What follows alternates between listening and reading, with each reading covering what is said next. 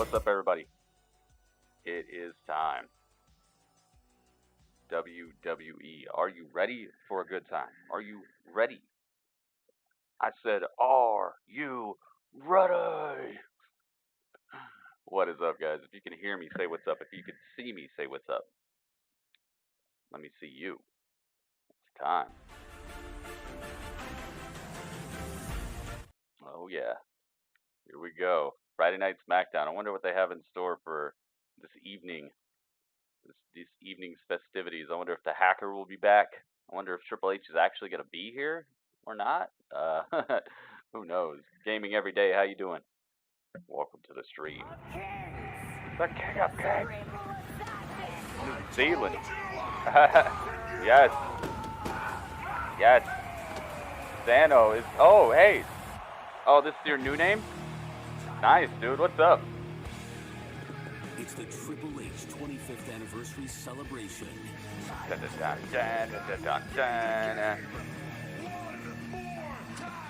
One more time. He will be the king one more time. So only one more time? It's always weird when they play that promo. It's like, why would you play that one? It means he's only going to be the king one more time? I'd play more of a promo where he was like, I'll be the king forever. Nobody's above me. Something like that. Not I'll be the king one more time. Kind of implies that he's not the king, or that he's not gonna be the king forever. Man, I really want to see the hacker, and I want to know who he was talking about when he was talking about one of those tag teams had somebody who was keeping their enemies closer. I wonder who he meant. Showed a bunch of tag teams. We're gonna have to find out. Mo, what's up? And Splitter Fox is in the building. Mo is in the building. We Rupt. What is up, everybody? Ringmaster, New Zealand, Snipes, Travis. Goodness gracious. I'm in the house. Joker's back. So is the Smack. Brought to you by Progressive, your first round choice. We got that. We got that song. Are you ready for a good time? Oh, that's so cool. They have a Triple H like statue thing. But it's not real. It's computer generated, but it looked pretty cool. It had like all these cracks in it. Maybe is that because of Cody's sledgehammer? Did Cody break the statue? And it continues with a place in the women's. Lacey Evans versus Sasha Banks. The winner of that will be going on to the women's Money in the Bank, or well, corporate ladder, climb the ladder, corporation in the bank match. And Alexa Bliss and Nikki Cross are going to defend their tag team titles against Carmela and Dana Brooke. Could actually be a pretty good match. Yep, I remember, Joker. I remember. You see the Triple H title? No, I haven't. Where'd you see that? Is it on the shop? Be sour! Clap for your world famous 8-time champs and feel the power! My goodness. It's a new day. Yes, it is. It's a new day. Yes, it is. New day starting off the show. Xavier Woods still not back. I don't know why they don't at least have him out here, you know? At least have him coming out. Maybe he's gonna make like a super big return. Super unexpected return or something like that. Because you would think he can walk around and stuff now, right? I haven't seen him recently, so I don't know. But I would think he can. It's been quite some time since his procedure. Alright, let's get Big E and Kofi. You know I got some pictures of them with the titles. They've had them enough times. Now they're showing us what happened last week and how they won the titles. How Big E won them. Your surgery went good. That's cool, Cody. That's cool, man. Glad to hear it. And the celebration was on. I haven't seen Xavier for a while. We done it again, New Day Tag Champs and new. We done it again. Yeah. He's rolling around with them. Real. Yes. Yes. Big E with his funky dance. Boys, the New New Day became your WWE World Tag Team Champions for the 8th time. 8 times, baby. Hey, and we got to put some respect on this man's name because this is the man who is responsible, the man who defeated the odds. This man. It airs an hour later for you. Well, you can always come by here if you want to know what's happening as it's going on. His name. Chest bump me, dog. Put your hands together for Big E. Kof, there's no one here to clap. Not a soul. Not a soul. But speaking of 8 times, man, there is nothing like having our girls back wrapped around our waist. And speaking of which, late last night, boy, I was digging. Whoa. Sir. Let's not get into those details. Not here, okay? But what I do want to get into is the historical significance of what we have accomplished. And I don't mean to come across as braggadocious, but I don't think there's anything wrong with being proud of what you have accomplished. We Big have E is more crazy, tag team man. championship reigns. Then, great teams like the Hart Foundation, great teams like the British Bulldogs, great teams like the New Age Outlaws, great teams like Demolition, great teams like Edge and Christian. And I don't say this to brag. I don't say it to brag, no. I say it because I am proud. We are proud to have our names etched forever next to some of the greatest tag teams in the history of this industry. Yes, man, and 8 times, man. 8 times, that's more championships than future Hall of Famer Tampa Bay Buccaneer Tom Brady. Yes. Oh. Tom Brady, baby, he's in Tampa. It's a new day in Tampa Bay. It's beautiful. It's a beautiful thing, Kofi. Hey, I'm just jokes. These are just jokes. I was playing. Yeah, it's fine. It's fine. Yeah. Oh, what's going on here? It's a house party. I did not expect them to come out. All right. We just wanted to come out and say congratulations to the New Day. Sure you did. I've heard this Eight-time before. Tag team champion. Yo, that's what I call Lucha lit. Lucha lit, papa. Lucha lit. But you know what's not Lucha lit? Sitting in the back and watching team after team get opportunities that are clearly not coming to the Lucha House party. But tonight, like I said, we wanted to come out and congratulate you and be the first team to challenge you for those tag. Oh, yeah, I didn't think so. Miz and Morrison are here. Are we going to fill this place up? All right, I guess we're filling this place up. They're missing someone. Yeah, Kalisto like never shows up with them anymore. Is Triple H going to be live? That's a good question, dude. I don't know. Like you're I kind of don't think so. You beat me in a singles match for the Tag Team Championships. We've been getting the short end of the stick every time. Our first tag team title defense inside the Elimination Chamber. Our second title defense, a singles triple threat ladder match. Our third It's title defense, true. we already talked about, another travesty of justice. But you see, you two have never beaten us in a traditional tag team match. Your win was cheap. I don't know Cheap. who's pulling strings for you two, but you don't deserve those championships. We elevate those titles. Hey. We elevate the entire tag team division. All right, Joker. You make those titles look like jokes, and we are sick of it. We want our titles back, and we want them back right here, right now. Cállate la boca. Aquí estamos porque nosotros nos merecemos una oportunidad por esos campeonatos. You wrestled in Mexico. What did he say? He said he respects They want you an- as a no, man, they said a they want an warrior, opportunity at the and, titles. As a great American. That's not what he said. Not at all. Then what'd he say? I'm not going to repeat it, you know?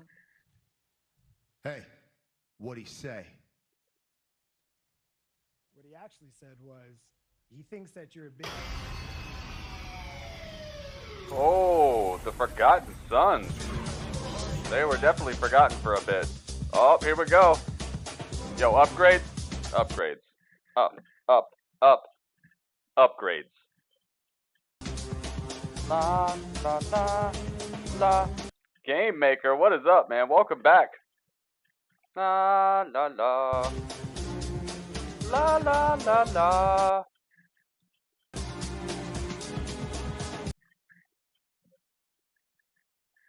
Oh my goodness, dude. Gritty. Gritty. Game Maker.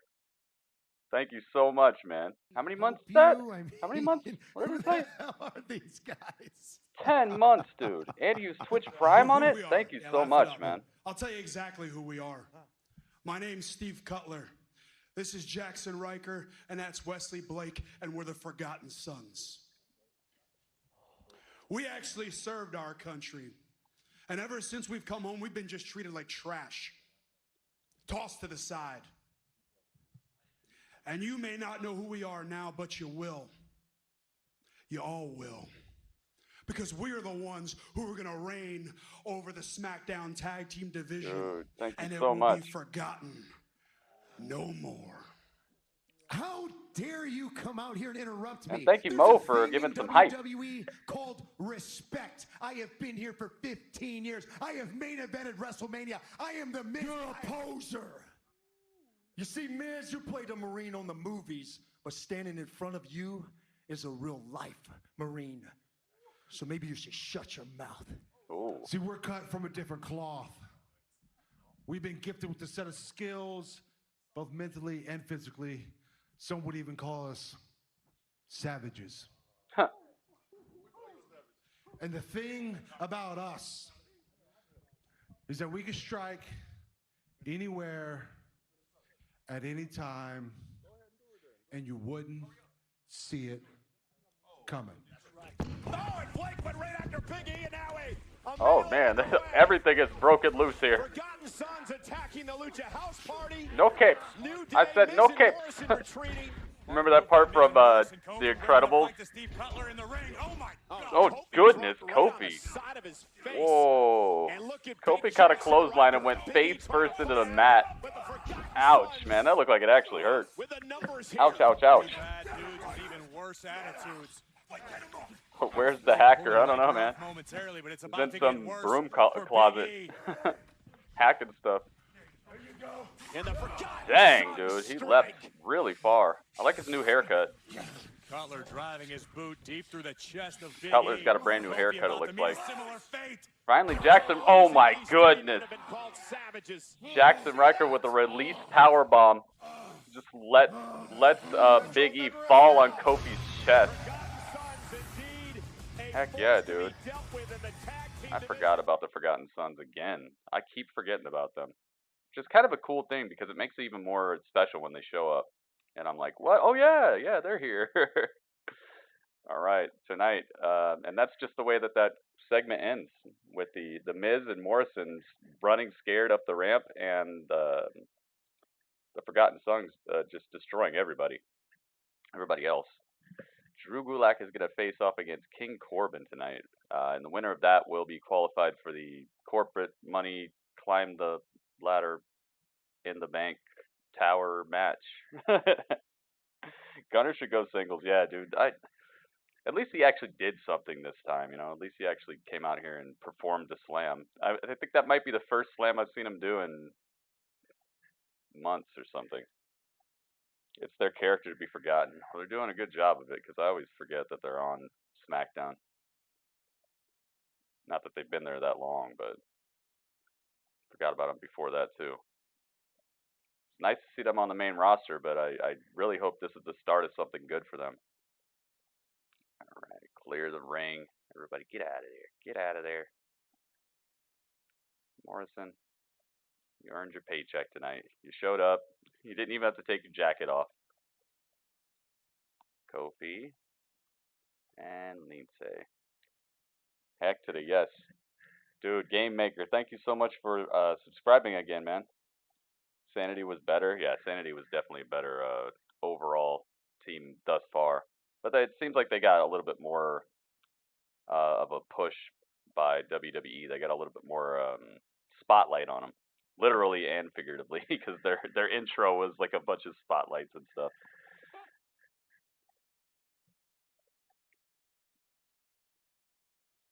You know, Suns when they become championships? What? Oh, the known Suns when they become champions. Yeah, they'll be known then. That's pretty cool. Drew Gulak versus Braun Corbin is gonna happen tonight. I wonder if it's gonna happen next or what's coming up next. And I definitely wonder what this Triple H thing is gonna be like. I don't know. Oh, did Ringmaster just show me the title? Hang on. Let me see. Let me see. Let me get over here to. Oh, the Triple H Championship. Oh, that looks nice. It's like it's almost like the Winged Eagle one, but it has the Triple H shape to the actual belt part of it, the strap part of it. Oh, that's nice. Wonder how much that is. I'm gonna click on it. Let's see. How much is this?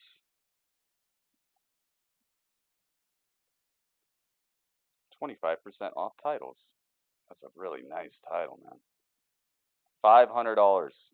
$499.99. That is not eligible for the sale price. Or you can get it for $84 a month with Klarna. Probably gotta have some like credit for that. Wow, that's nice looking.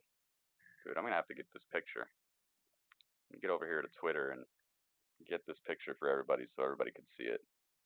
Ringmaster, thank you very much for that. And also, thank you, Mo, for telling me about it. Alright, let me get back in my chat. Who won the XFL championship? Nobody. Unfortunately, they all lost out because of this lockdown stuff. They had to cancel the season, and I think they pretty much canceled the league too. It's unfortunate, very unfortunate. They were doing some good work.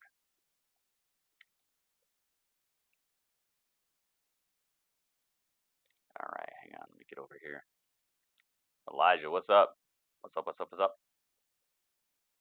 Yeah.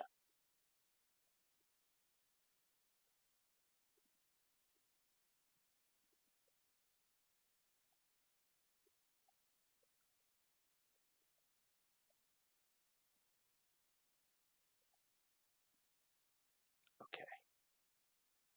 All right, let me get this picture here. Yeah, I don't think there's basically any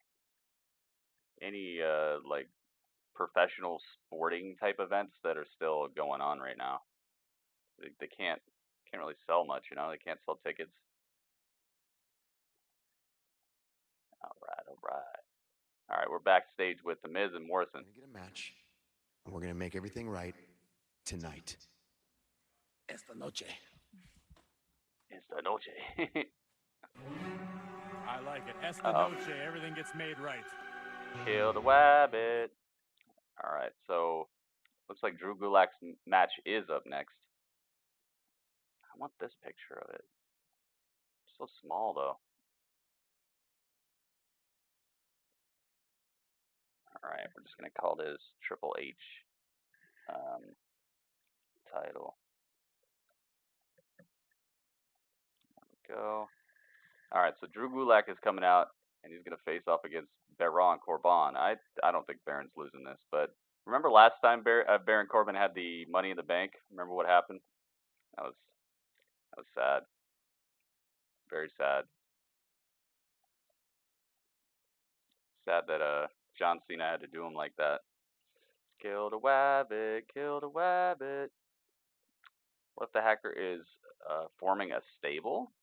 I don't know. He hasn't really said anything like that so far, so I don't know if I would jump the gun on that. Seems like he's just trying to like expose truth right now. It doesn't seem like he's looking for any recruits. But that could all change.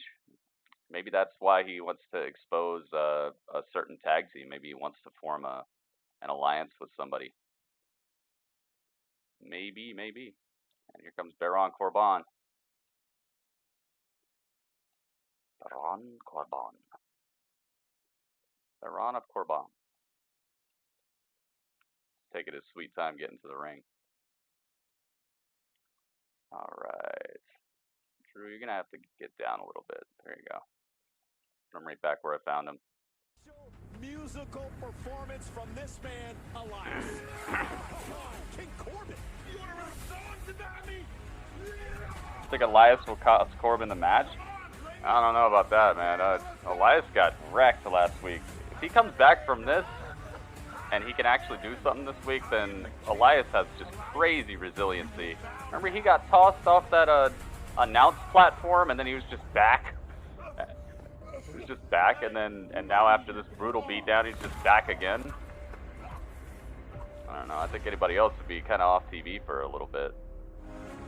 Maybe he's got really good band-aids. For the Money in the Bank contract ladder match, Corbin versus Gulak. Man, I missed the first 15 minutes. I assume it had to do with Miz, Morrison, Forgotten Sons, and Lucha House Party. You would assume correctly, Legato, yes. Forgotten Sons really came out looking the strongest out of everybody, and Miz and Morrison just ended up kind of running off. Gulak realizes this is a tremendous opportunity. All right, this match is underway. All right, let me show you this. Title, guys. And King Corbin has been in 2 prior Money in the Bank contract ladder matches. In fact, back in 2017, Corey, Corbin actually won the contract. And history just may repeat itself this year in the most unique Money in the Bank ladder match of all time. Once King Corbin can advance past Drew Gulak, but Gulak is ready. I know for a fact that Drew Gulak has spent a great deal of time training alongside. I'm talking that trash in this ring over here. Come on.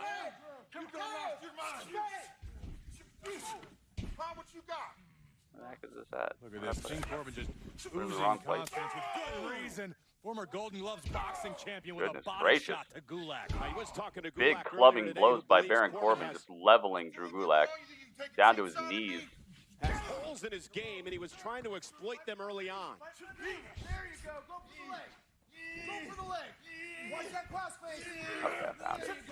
Daniel Bryan shouting instructions and encouragement from the outside to Drew Gulak. Oh man, it's got the white background. Dang it. I was hoping it wasn't the one with the white background. But this is what it looks like, guys. Corbin bounces right off our announce table. And Gulak now driving Corbin right over the table. This is the Triple H title. It's pretty nice, huh? Corbin, who's going to qualify for Money in the Bank? Dang, Drew Gulak. He put Baron Corbin over this announce table. Now we're going to commercial.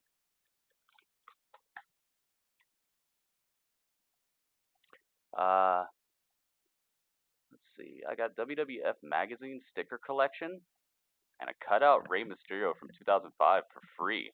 Is it a life-size Rey Mysterio?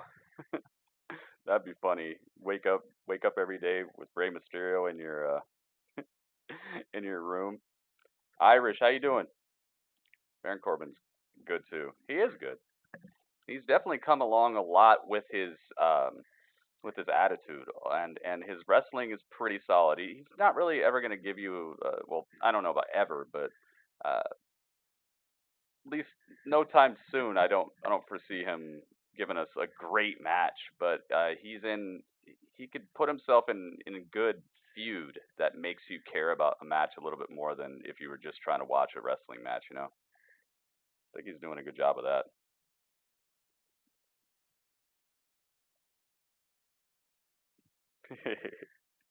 I don't think it would go the same way. If Baron Corbin wins it again, I don't think he'll get punked like last time. Because Cena's not around this time, and I don't know if there's anybody else who would really stand in his way like that. Especially with Roman not showing up, who else could stop him really? I mean, maybe Braun would beat him. Yeah, that could happen. Or the Undertaker. Undertaker comes back. That would be a good final feud for the Undertaker as well. Baron Corbin. Wouldn't be the best feud possible, but do you guys think the AJ Styles, the Boneyard match was the last Undertaker match? He's saying booyaka, yeah, when you wake up. That's the alarm clock. You wake up and you just hear booyaka, booyaka, 619, and you see Rey Mysterio standing in the corner. He's a big boss man type of guy, yeah. I like him. Sting, yeah, oh man. I hope that Sting is the last opponent for The Undertaker. He's such a good retirement match for both of them. And yes, you can retire more than once. Sucks about Roman getting blacklisted. What, they just can't say his name? Well, I mean, it's a good idea that they don't say his name because you don't want to remind people of what they're missing. What are they going to say about him? Hey, he's still not here. I think it's actually a really good idea. Just don't talk about him if he's not going to be there.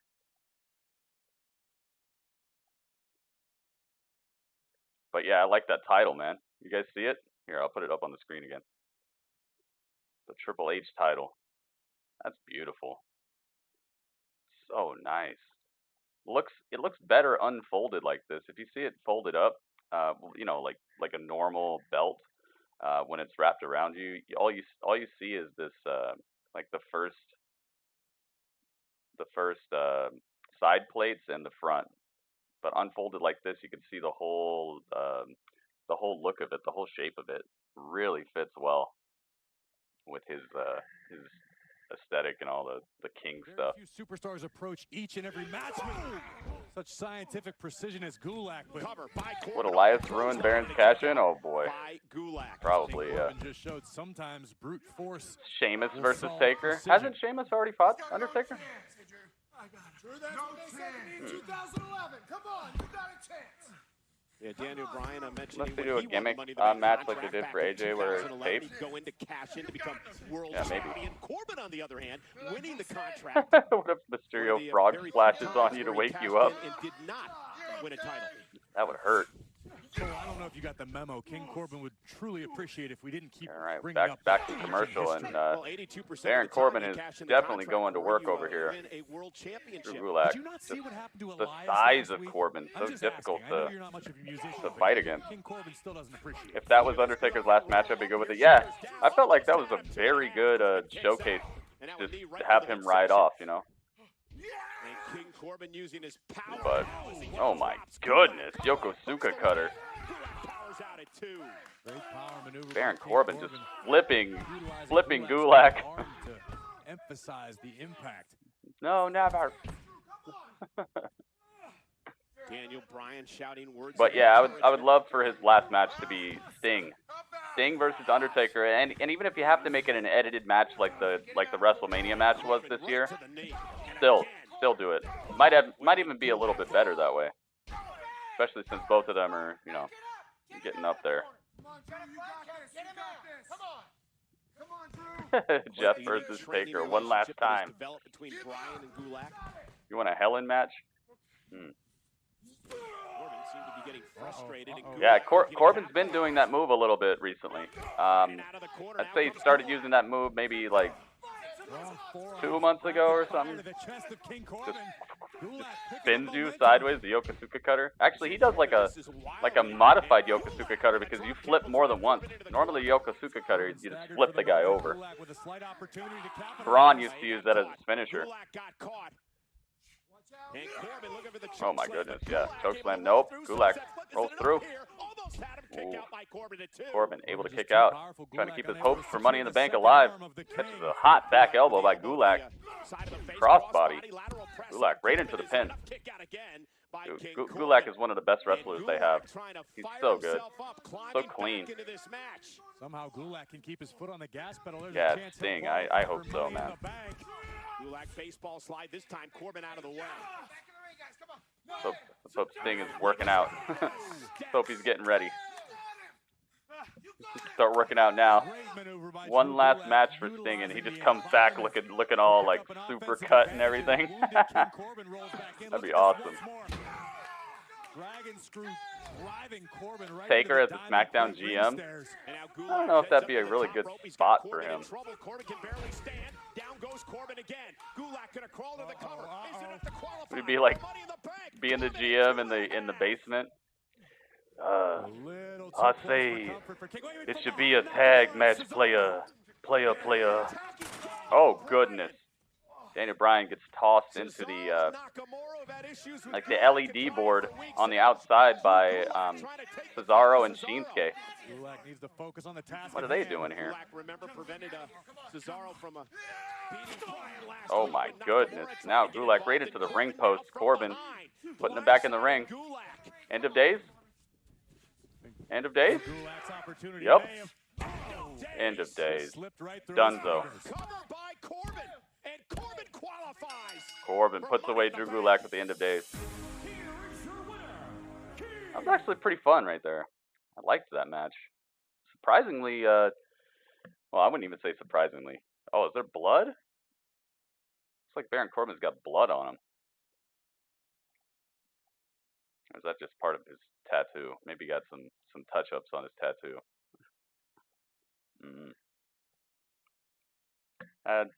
Okay, I won't say surprisingly, but that was cool that they had such good in-ring chemistry. It looked like Corbin and Drew Gulak worked together pretty well there.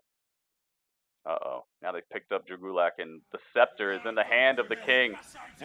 Oh my goodness. Right to the head of Drew Gulak. Drew Goo goes down.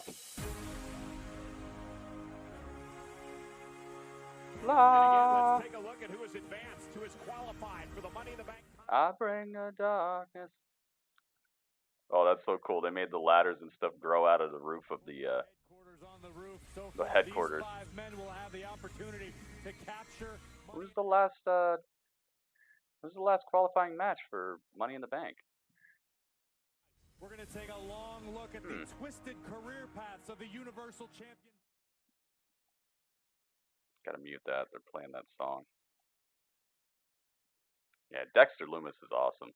Team titles are up for grabs. The champions, Cross and Bliss, defend against Dana Brooke and Carmela. I'll make you feel the wrath of my ways. Looks really good. Tattoo. I'd have to see it closer, but Baron Corbin, he's got great taste in music and everything, and he was voted the most metal athlete like what 2 years ago. He's got some good taste as far as I consider it.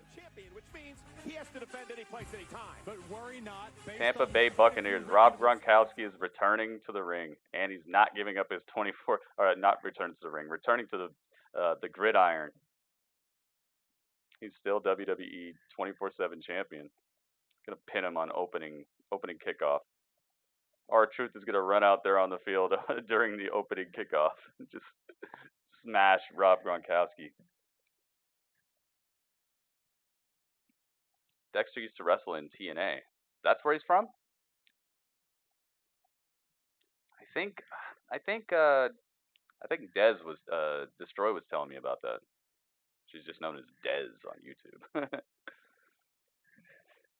I don't know. What I do know though is Mo's name is on the desk, and Mo's name is on the desk for a very, very good reason here. We gotta play it. We gotta play it.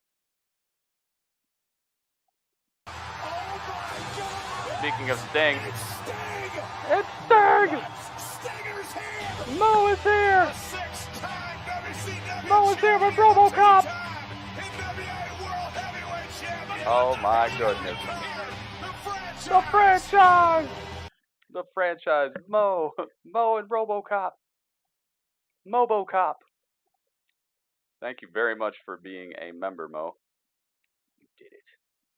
6 months now. 6 months. Very gracious of you.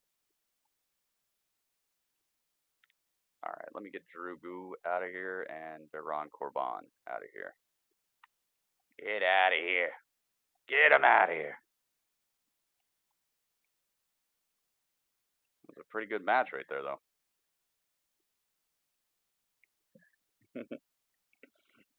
What happened? What happened? I was playing your notification for you being a member.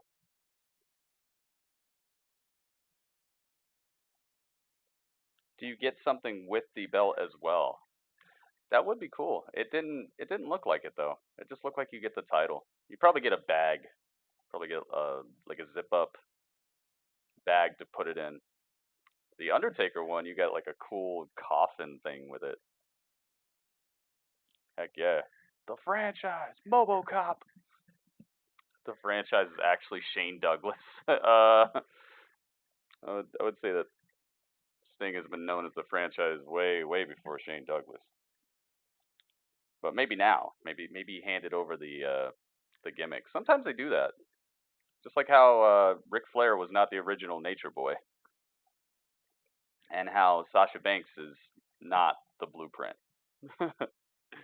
And I don't think she even asked if she could use that nickname either.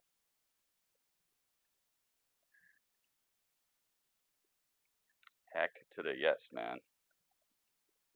Yeah, I don't think you get anything with the Triple H title. Here, I'll show it again in case anybody missed it. This is the brand new Triple H title. So awesome, man. It's like a blend of a few different titles.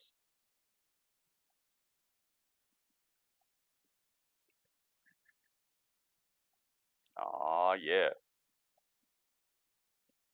Looks really cool. They're still at commercial break.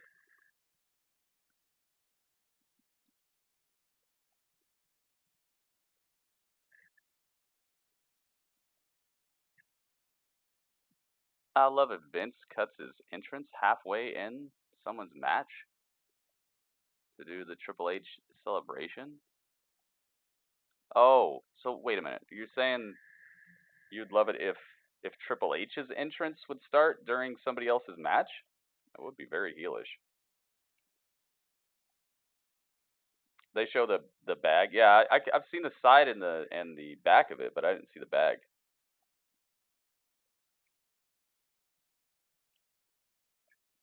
Your Rams are picking? Uh-oh.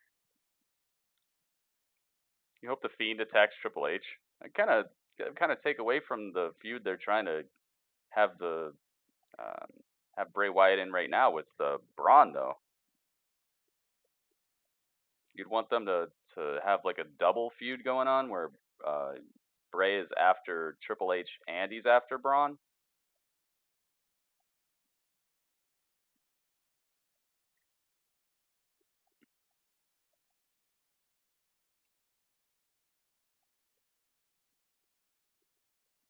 And stop Seth from winning.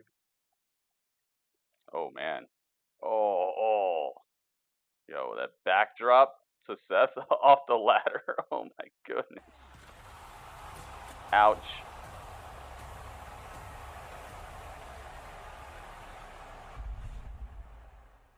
Where they risk it all. Goodness.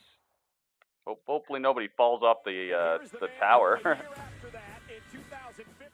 You think somebody's gonna do that? You think they're gonna have a spot where somebody gets tossed off the tower and they like land in a bunch of boxes or something? Isn't it like 10 floors high? I don't know. I don't think they're gonna toss anybody off then. All right, Sheamus is here. Whose head is he gonna kick off this week? Remember how mad he got at that guy last week? Just destroyed that dude.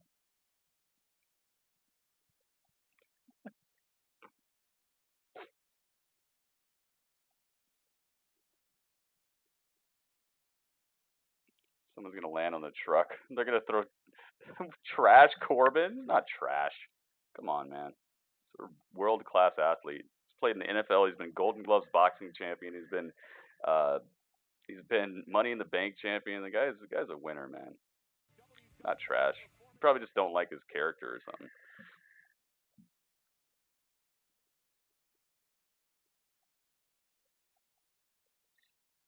Triple H is introducing a new belt. What bag? Well, the titles come with a bag for you to store them in. Uh-oh. So he's beating up some guy. Sheamus is just destroying this dude. Beautiful back elbow from the Celtic Warrior. And look at this. Just Ouch. raining down the brutality. Goodness gracious.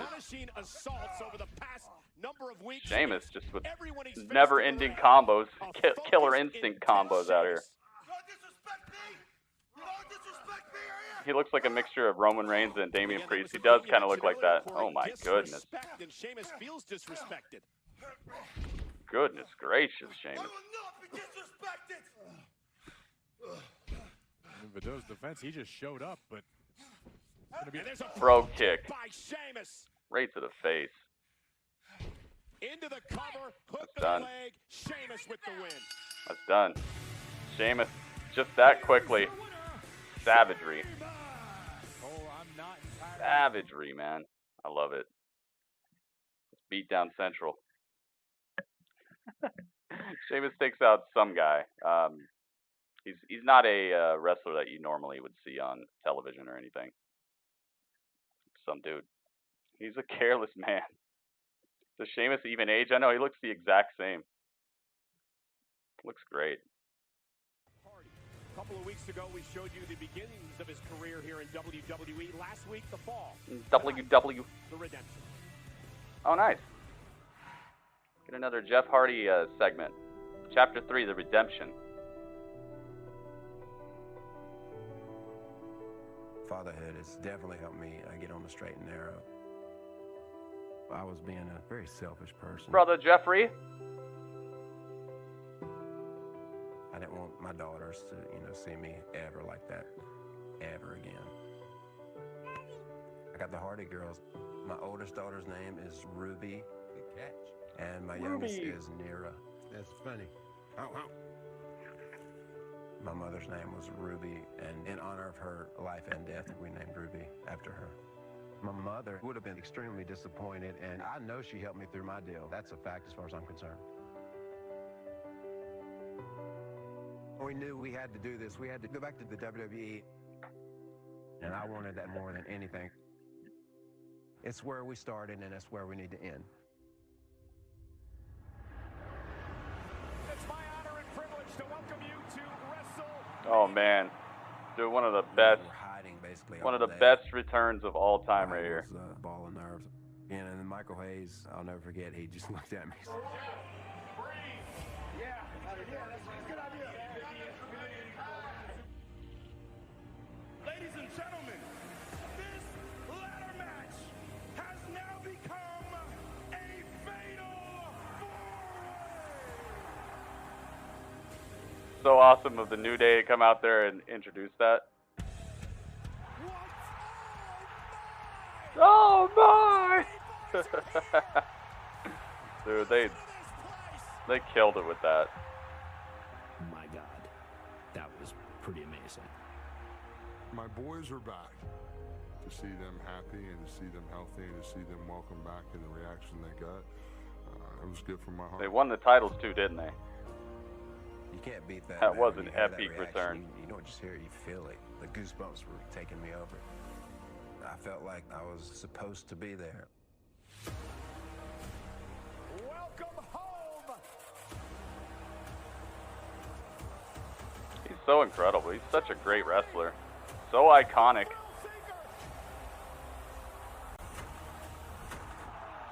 Ouch. Through the ladder.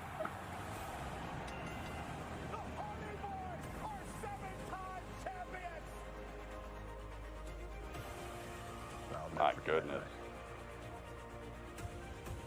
One of the best manias except for Roman beat Undertaker, yeah. Have this chance to work in the WWE again was so special, and it was a hell of a way to start your career back in the WWE. I feel healthy and good to go. I'm ready for the future, and I'll see you there.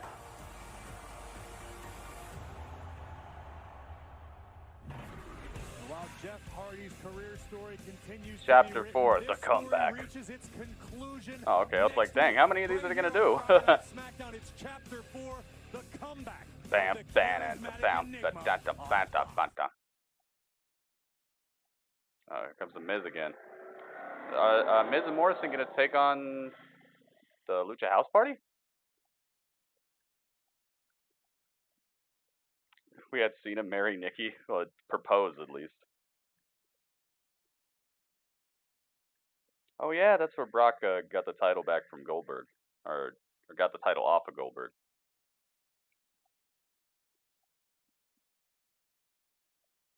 Miz and Morrison. Slow motion, but no pyro. Woo! No pyro woo. All right, and they go to commercial during their entrance. Okay. I accept your challenge. I'm going to take your title. What will happen when the champion and the Messiah sign the contract? Raw, this Monday, 8/7 Central, only on USA. What will happen? Oh man, Final Fantasy VII Remake commercial. The game that I am loving so much.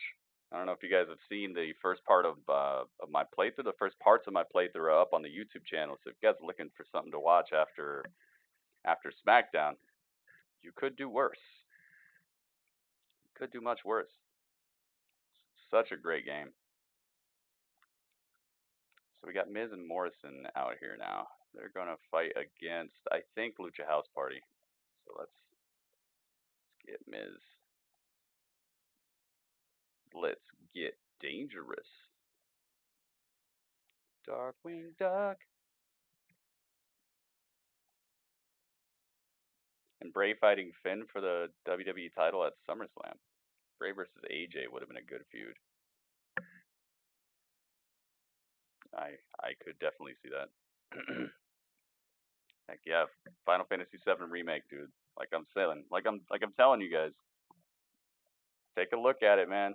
I got 3 videos of me playing the beginning of the game up on the YouTube channel currently. I'm gonna be uploading a lot more because I'm currently, I think, like 18 hours into the game, something like that. Give people a chance to catch up on some of what has happened so far. Hope Drew crushes him. Tired of Seth already. That means he's doing a good job, man. If he's making you feel that way, then Seth's such a good heel. I like him as a heel. I do wonder what's gonna happen on Monday though.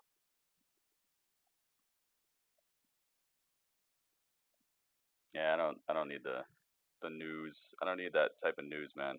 All I want to do is watch it. I don't want to know if it's live or taped or any of that stuff. Guys, keep that stuff to yourself. It's not in the chat at least. I don't want to know if it's live, taped, none of that. Because then that's when people are gonna start talking about, oh, but this happened and then this, and then it's just gonna stack and stack and stack, and then it just gets out of hand. So please just watch the shows, guys. Just watch the shows. It's not hop the fence. It's not hop the gate and start talking about stuff that we shouldn't even be knowing about. Cricket. Oh, Cricket has some. Hey, don't you have a Cricket phone, Dudley?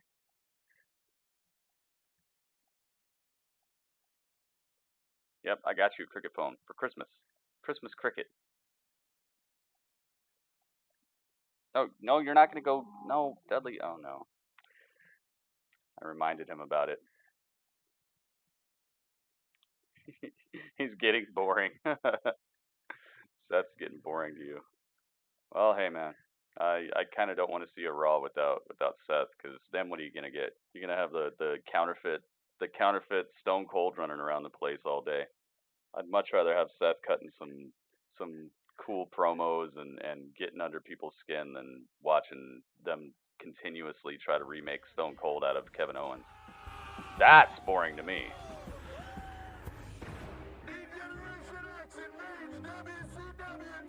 Here we go. The invasion, Triple H. That was an awesome segment.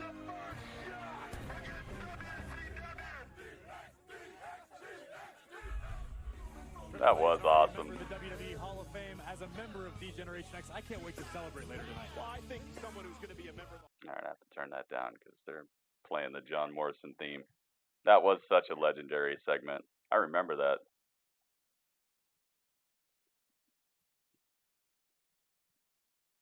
Just iconic. Uh-oh, Sheamus is behind Michael Cole. What the heck is Sheamus doing here behind Michael Cole? He grabbed him by the head. Grabbed him by the headset and just broke it. How do you break a headset with one hand? Sheamus is just staring down Michael Cole. Michael Cole's just cowering. And out come the Lucha House Party. They might have distracted Sheamus just a little bit. Michael Cole just looks like he's in a lot of trouble here. All right, let's get Lucha House Party out here. Got Lince Dorado and Gran Metalik. This could be a fun match. All right, here we go. In the ring, Miz and Morrison, former tag team champions. They gave Michael Cole a brand new headset that quick? Against Miz to start things off here tonight. Wow. Miz and Morrison, dang, they're on it, man. They're on their P's and Q's right now. Oh, I got a new picture of Gran Metalik, I think. Smackdown tag team titles are highly coveted throughout WWE. Miz and Morrison know what they're capable of. What a boot. Good night, Lince. Oh, Miz and Morrison told Lince Dorado just gets his clock cleaned by a big boot from Miz. The entire tag team division. And that's the absolute truth, because you're not just dealing with run-of-the-mill superstars. There we go. Who you guys think is winning this? He did try to destroy Michael Cole. Don't agree, but I respect it. Yeah, I mean, if you find him boring, you find him boring. It's just I'd rather see Seth doing something of his own than see them trying to turn Kevin Owens into Stone Cold. And that's the only other thing they have. Like, who else would be like a cornerstone of Raw right now? I mean, you got Drew, but that's one segment a night. What else are you gonna do? Who else you got? I mean, I'd be all for them doing something besides Seth. But if the only thing they can do besides Seth right now is, because they're already giving like an incredible amount of attention to the Zelina Vega faction, so that's going to take up a lot of the show too. And okay. I'd rather also they don't do what they did last time with the Viking Raiders in the car. The ride along with the Viking Raiders, that was not cool to me. The Viking Raiders in the car, the ride-along. The Viking ride-along was so... Oh, my goodness. Ay, ay, ay. Great move by...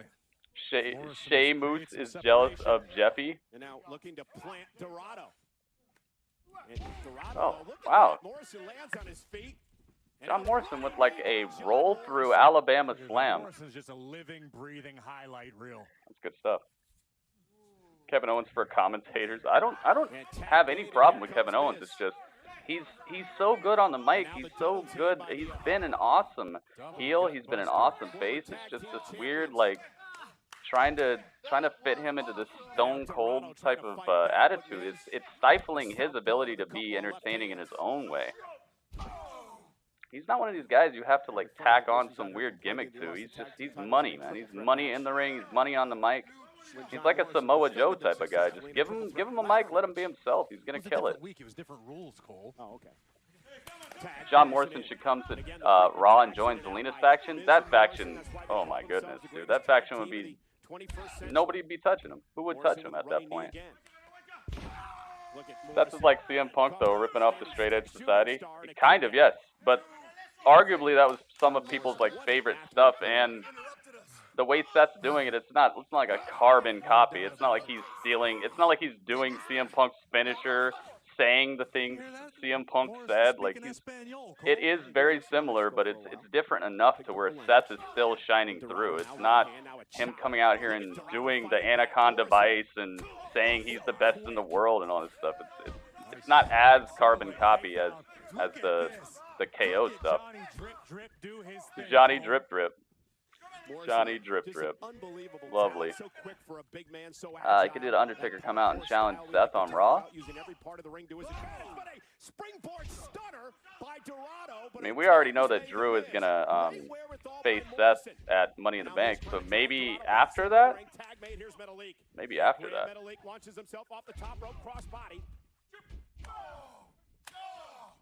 Chops and kicks by Metalik. Great Metalik off the ropes. Ducks under a big boot from Miz. Ooh.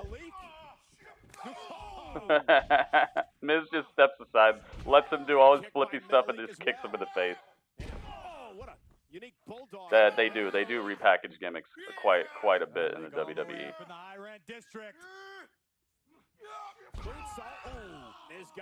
Miz is just a step ahead of Gran Metalik every single time. Miz tries to do a kip up and messes up completely. kip up and the confidence now shown. Oh my goodness, by Miz, Miz don't and ever try that Morrison again. to gain control of this match.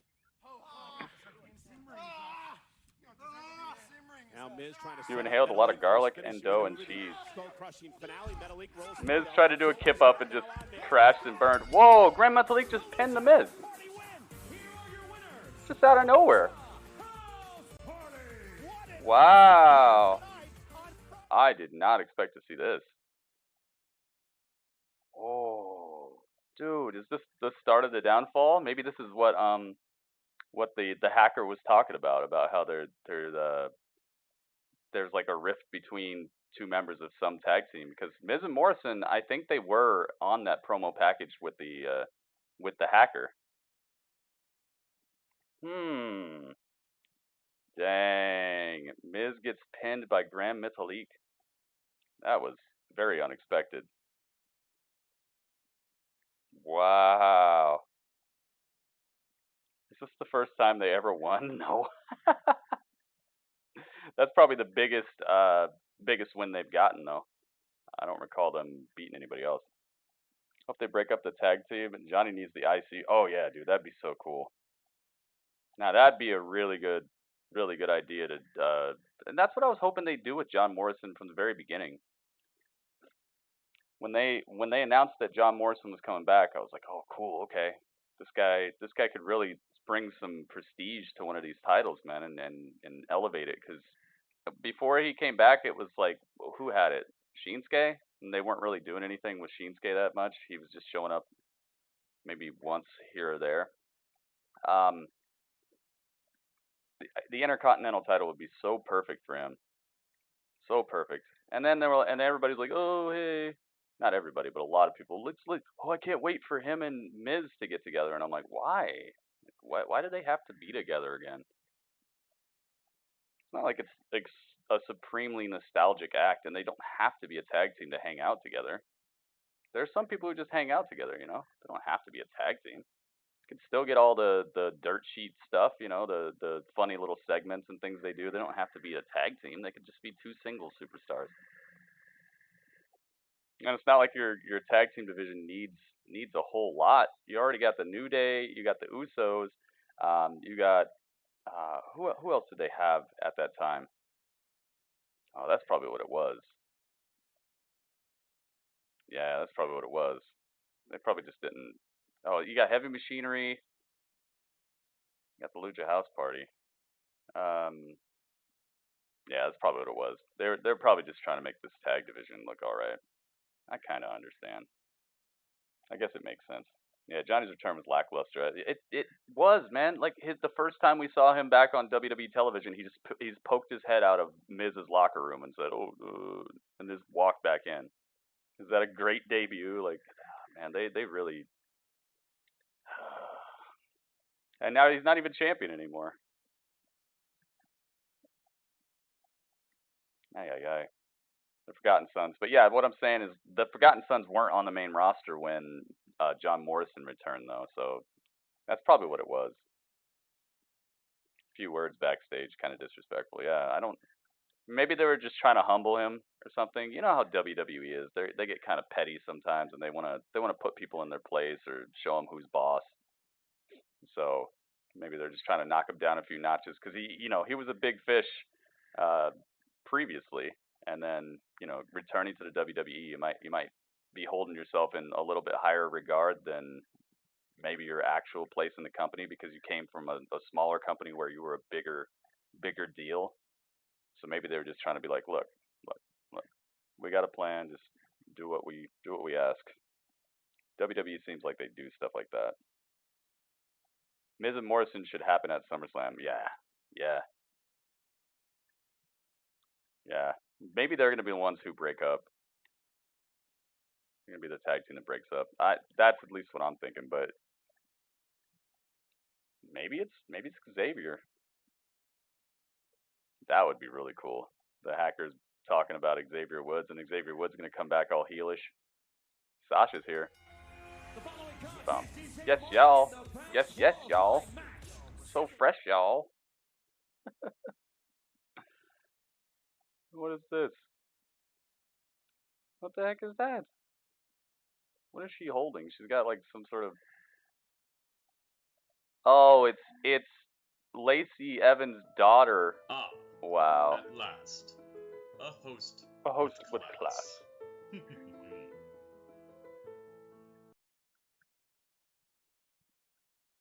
Yes, Dudley, you got your host, and it was Gio. Gio, what's up, man? Yes, Dudley, Gio's back.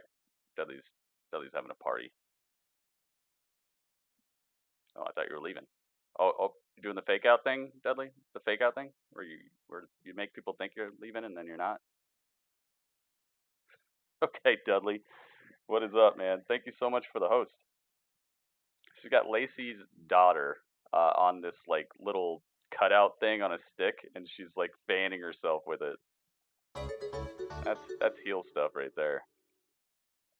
That's heel status. Oh, and then Travis with the host too.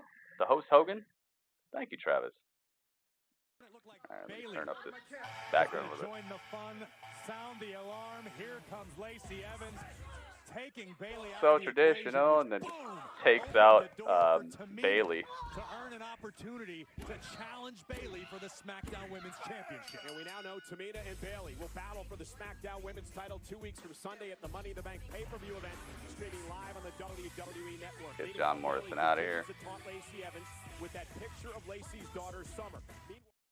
This is a Money in the Tower, climb the corporate Money Bank ladder match, roof showdown qualifying match. It's all those things.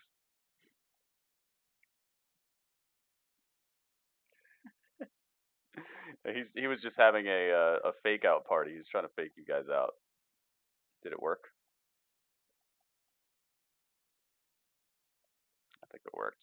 All right, this match is underway, and Lacey's already getting stomped over here. Sasha doing the dang thing. She had an opportunity at the Raw Women's title. Yeah, but I'll tell you what Lacey Evans has done. Oh, wow! That's turned the boss's lights out. There we go. Right. And now Lacey Evans turns her attention to the Please don't let Sasha win. champion Bailey. And now Sasha Banks again, driving the right hand of Evans into the ring post. I don't know who's gonna win this. Again, she uses that right hand. Liv needs to be in Money in the Bank. That's taken out so many women superstars. Are there any spots left? That's the last spot. Here's the cover by Banks, hook to the leg and a kick out. Might not be glamorous, but it is certainly smart. You have a feeling that Baszler's gonna throw someone off the building. Hey, if anybody was gonna do it, it'd be her. In the woman's right. Who could you see actually doing it? I could definitely see Shayna Baszler doing it. I could see Baron Corbin doing it too. In her career. Who else do you think? Also time for Sasha and Bailey to pay some dues after what they've done to her. Out of everybody in the match, I would say those are the two who are most likely to toss somebody off a building. But Cole, you have to admit, Shayna or Nia, yeah, but Nia would do it accidentally. Nia would accidentally toss somebody off the building. Nia will do it, but not on purpose. Oh man. But can Lacey get the job done? We know Nia's in the match too, dude. They better have padding all around that place. They better have fences up. The mind games have been a little too much for Lacey recently. I'd be so scared to wrestle against Nia on top of a roof. Scared to wrestle against her in the ring. Lacey Evans now is taking control of this qualifying match. The heat she'd get. Murder somebody. Lacey wasn't able to a horrible idea. Oh Oh my goodness. Sasha just stomped the hand of Lacey against the ring post, like for real stomped it. No doubt about it, the boss very, very cagey, now perched up on the top rope. Look out, Lacey. And a Meteora. Nice. Nice Meteora. Perfectly done. Right into the pinning combination. Good stuff from Sasha. Sasha definitely returned with a new lease on wrestling, man. She seems to be wrestling a lot more exact and a lot more I guess precise, and just so much more clean. Transitions, everything. So you are drawing all of the ire tonight from the WWE superstars. Oh my God, Sasha face first into the turnbuckle. And Evans has an opportunity to regroup here. And Evans up, right to the spine of Banks. The sternum of Sasha Banks driven right into the bottom turnbuckle. Triz? Triz, is that the name of your Travis Miz crossover dude? Holy moly. The sassy Southern Belle has come unglued. Sickening thuds off the ring post. Wow. Looks like they changed the ring post. Looks like they changed the design on the ring post. Not to get herself disqualified. It's a highly emotional situation. You don't want the Sasha Banks got her head put into the ring post a couple times by Lacey Evans here. And now Lacey ascending second rope. And Sasha on the outside on the second rope. Uh-oh, what's this? Sasha blocking the superplex attempt. And now Sasha Banks strikes back, but wait a minute. Both women teetering in a precarious position. Oh, Sasha standing on the hand of Lacey. Now, under. And the injured hand of Lacey now trapped between the turnbuckle and the boss's boot. Man, she's really going after this hand. And Banks, right where she wants Evans. Oh, driving her to the mat. That's one, that's two. Kick out at two by Lacey, and now looking for the bank statement. Bank statement is locked in. Center of the ring is Evans. Is Lacey going to be able to get out of this? Lacey trying to roll onto her back if she can. She does. Get back to her vertical base. Rolls through now. Forces Banks to That's break. good stuff. Still in the center of the ring. The boss in control. Backslide by Evans. Shoulders down for Banks. Is it an up? Sasha Banks, very flexible, able to get out of the pin attempt without even having to kick out. Just kind of bends her body out of the way. Right back to the hand of Lacey Evans. Oh, the women's right. The women's right. Was it enough? Wow. She injured that hand, though, so I don't know if she got all of it. Right into the pin? No, Bailey puts Sasha's leg, her foot on the rope. Man, helpful. Very helpful. And now Sasha Banks rolling up Lacey from behind. Shoulders are down now. Bailey oh. with the official. Bailey with the official. 5. Banks had Evans stacked up for at least 5. Wow. So Bailey helped Sasha, but then she distracted the ref for too long, and Sasha had Lacey rolled up for a good 5 seconds at least. Ref didn't see it. And now another women's right. Here's the cover on Banks. Yeah, but she had a weapon in her hand. Wow, Lacey Evans beats Sasha Banks. Wow. Ref, you don't see that? You don't see the weapon in her hand? Look, she's got something in her hand. Ref is kind of blind right now. She just picked up the picture of her daughter with the stick and just clocked Sasha right in the face, and the ref was looking right at it, and then pinned her with the weapon still in her hand. I mean, technically she didn't hit her with it, but come on, man. you gotta see that. The cracks are forming. Heck yeah, man. Bailey and Sasha. Bailey just cost Sasha right there. Uh-oh, and now Tamina's coming up. Uh-oh. The number 1 contender for the Where's Tamina? Oh my goodness. Tamina with the super cake straight to the face of Bailey. Bailey gets laid out on the ramp, on the stage. Sending a message to the woman she meets for the SmackDown Women's title at the Money in the Bank pay-per-view event 2 weeks from Sunday. A message delivered. Goodness gracious. Tamina's music hit. Bailey's looking around and she's like, where is she? Oh, I guess she's not here. And then she turns around and starts walking, and Tamina just super cake out of nowhere. Right to Aunt Bailey. These are laid out on the stage. Women's Tag Team Championship on the line tonight. Carmela and Dana Brooke, the newest makeshift tag team. See what they got.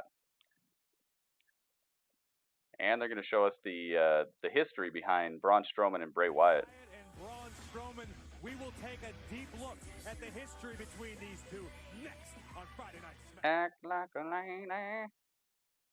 And we're going to commercial. What if someone attacks Nia Jax and it ends up being Ronda? I mean, Nia versus Ronda was one of Nia's best matches, so maybe it'd be a pretty good feud. I don't know if Ronda wants to come back though. Too much stuff going on this SmackDown. They're building towards Money in the Bank. I fear for Lacey's life. Baszler and Nia on top of building with ladders. Yeah, that's Lacey. I'm sorry about what might happen to you. If I were every single wrestler in that match should come to the building with a parachute on their back.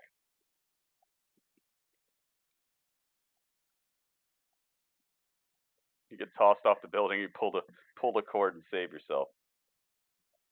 I've yet to see anything Triple H. They showed Triple H. They showed the invasion of WCW. They also showed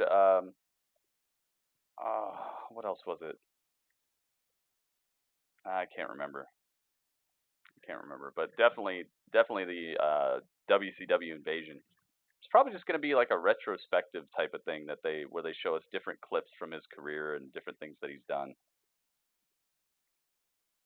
Got my sky suit on. Yeah. Everybody comes with one of those like flying squirrel type of suits. Need to see Ronda versus Shayna. Oh, that'd be kind of cool. That'd be kind of cool. I could see that. I never thought I'd see Tamina as a babyface. To me she's kind of like in that mercenary type of position right now, where she's not necessarily a good guy or a bad guy. I think she's just kind of like a prize hunter. You know, she just wants to get that title. So I wouldn't quite call her a babyface right now. She's just wrecking people.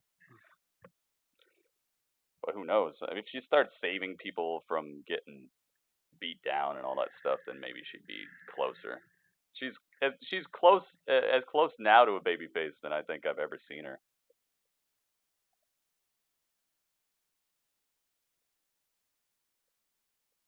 She called it fake. Oh, well, I didn't say. Nobody said she was particularly respectful or smart about further business transactions or further career choices. Just because you're good at one thing doesn't make you like the expert on how to handle or how to talk about stuff. She's a world-class athlete, but that doesn't make her particularly smart or anything. There's a difference between fake and choreographed or plotted out. Live on SmackDown. Don't forget. Oh, yeah, Friday. Gotta mute that. They'll get me. Big Rudd, welcome back.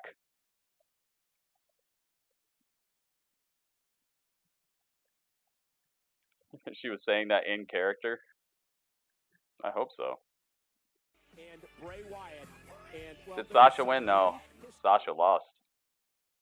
But the ref watched Lacey hit her with a stick in her hand and didn't care. Still let Lacey get the win. Oh, here we go.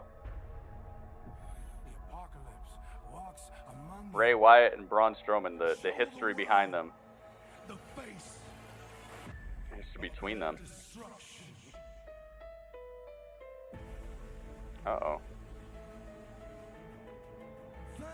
Oh, we got epic background music?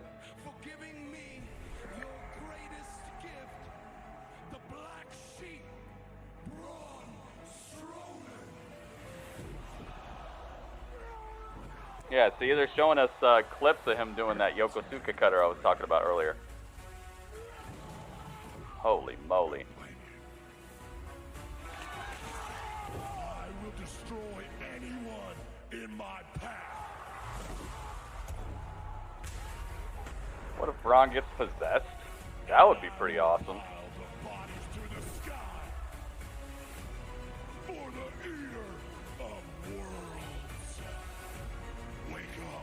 Oh yeah, remember when he used to choke people out, or like make people go to sleep by the hug?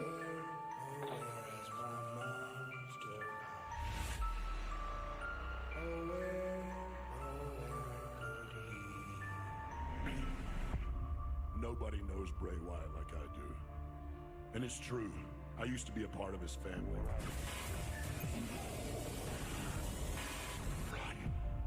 That That's a part of my past. The Wyatt family was awesome. And now we battle for the Universal Championship. Everything I've achieved, I've done on my own. And now looking for the jackhammer, but Braun Strowman counters. Bray Wyatt didn't create me. And I definitely don't owe him anything. Destroyed Goldberg. After the initial crazy offense from Goldberg, Braun kicked in with a bunch of power slams. The past is the past. I know Bray Wyatt. I know how he thinks. I know how he feels.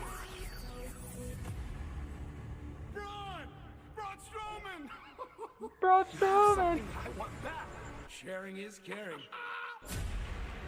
What do you feel about every... Is that for me? What for you?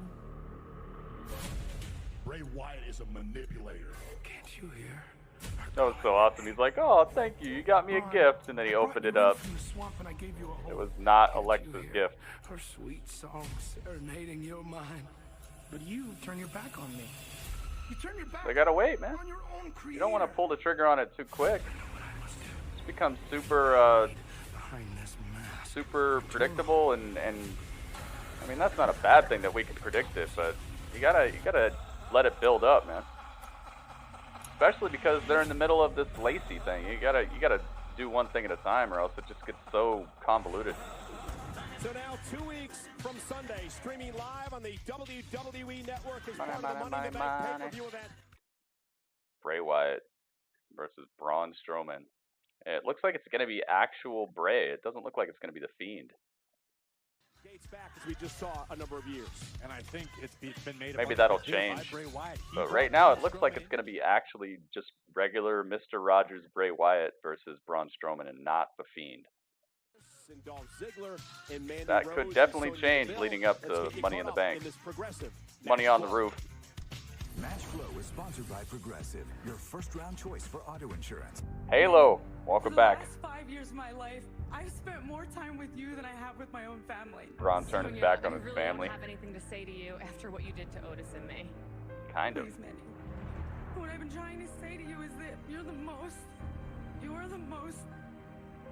selfish human being I've Why is every champion so weak? What do you mean, why are they weak? So yes, I helped Dolph strike up a relationship with Mandy Rose. All you had to do was keep your focus on fire and desire, but you couldn't do that. Everyone's gonna realize who Dude, that promo was really good by Sonya Deville. an actual fighter, not some eye candy. Well, I'm so glad I slapped you at WrestleMania. Baby, please just calm down. Don't touch me. Dang, dude. She hit her with a just bolo punch.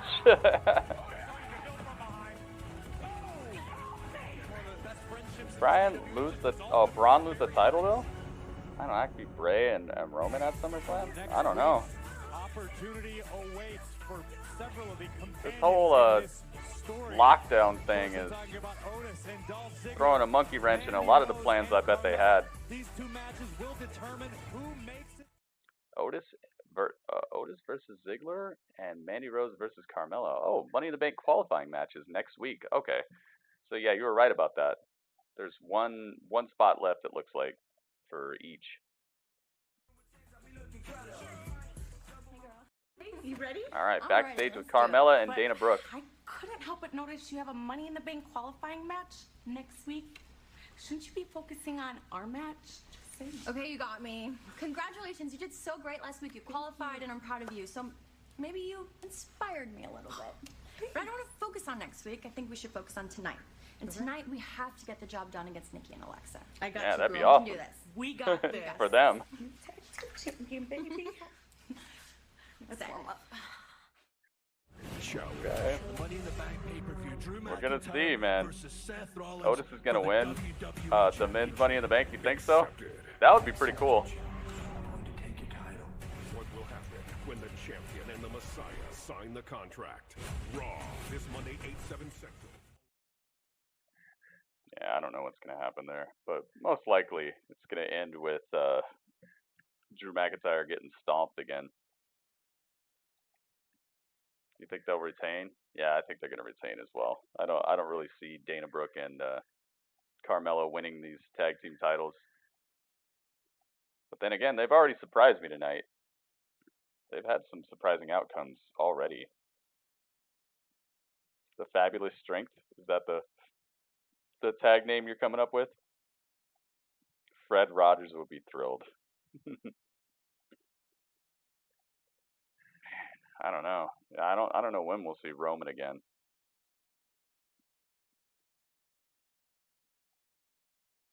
Alright, I don't know if they're gonna be next, so I'm not gonna start putting together this whole match.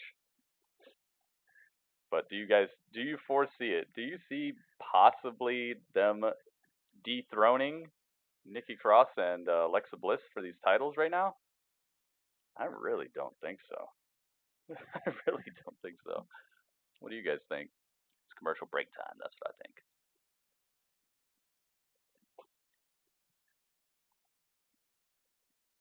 I want to change, but no. Definitely be a shakeup. But they just got these titles. What at WrestleMania? Did they win them at WrestleMania? Or did they win them before WrestleMania?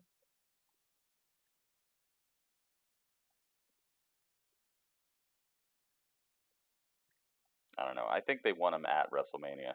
So it'd be a very quick title reign. They already had a reign before. That's true as well. They're two-time women's tag team champions, so I don't know. I don't think so. And that you think Aleister Black will win Money in the Bank? There's people have a lot of predictions. A lot of predictions that I think would be pretty fun. If Otis won, that would be so cool. Can you imagine Otis being world champion? Otis cashing in, him running down the ramp, running down the ramp with the Money in the Bank to cash in on Drew McIntyre, or not Drew McIntyre. Well, yeah, it could be Drew McIntyre if he did it at like a pay-per-view or something. Him running down the ramp to cash in on Braun Strowman. I would like to see that. That would be fun. Maybe they're gonna throw us for a loop. Maybe it's gonna be Apollo Crews or something.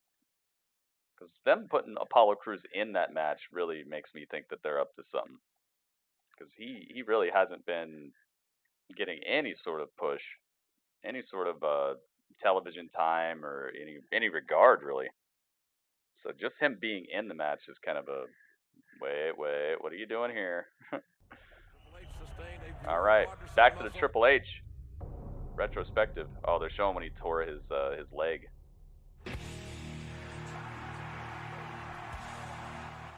Time to play the game. Alright, where's my Triple H? There we go. Man, that return is so incredible.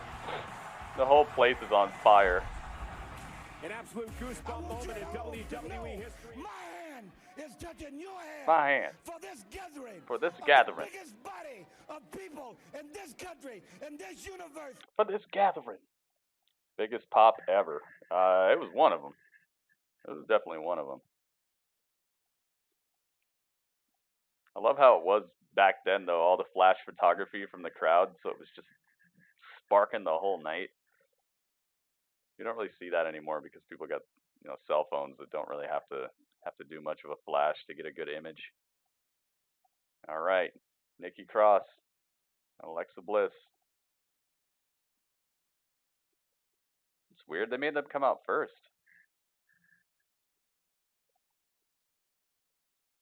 Kind of a strange order to do things.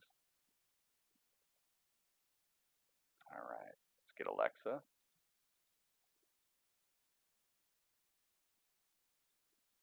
And they let Carmela and Dana Brooke come out second. I love that no-hand cartwheel that she does, that Dana Brooke does.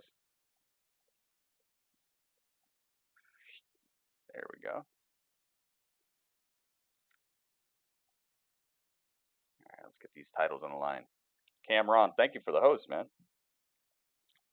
When do I think they'll have fans again? What do you mean? In the arena? Is that what you're talking about? All right, where's the women's tag team titles? Women's. There you go. Kaboom. Titles are on the line here. Be very interesting to see how well of a match Dana Brooke can pull off here. She's been steadily improving, and she's going up against two pretty dang good wrestlers here, so we're going to see. Let's bring the lights, the glitz, the glamour. It's about how long you can sustain victory here in WWE. Dana has just started that. Triple H and Stephanie McMahon's wedding, yeah. And I like how Dana Brooke came out of the box with a drop That was kick. such a funny segment.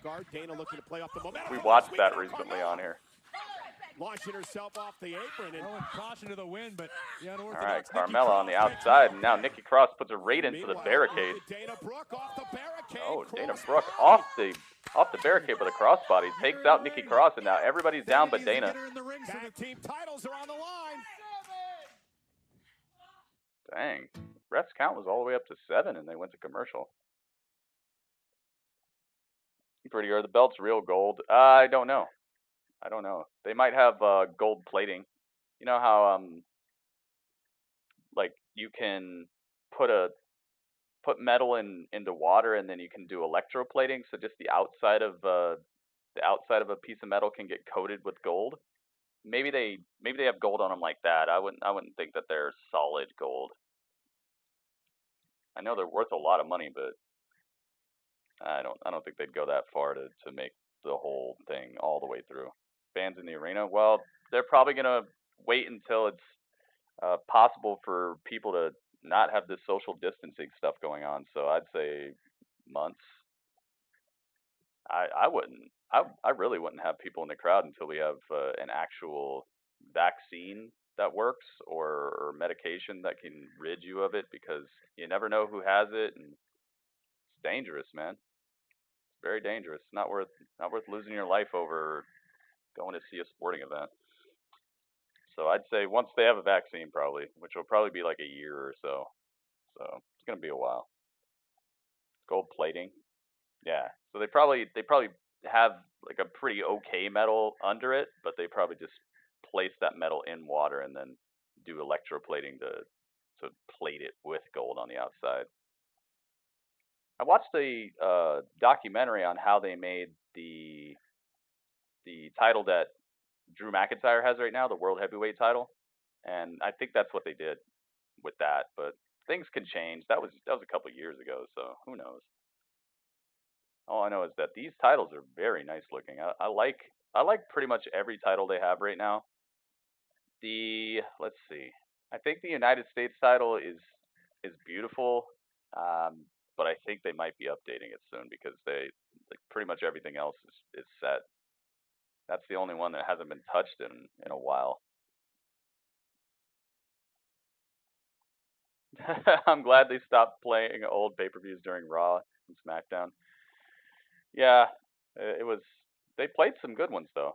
They played some good stuff. But I mean, it was understandable why they were doing it as well, because they were thrust into a weird situation that they had to find a way around, and it's just tough to plan a 3-hour show when you're so used to doing something one way. But yeah, I'm glad that they've kind of gotten away from that a little bit. I could still stand them doing a match or two here or there, but not as often as it was before.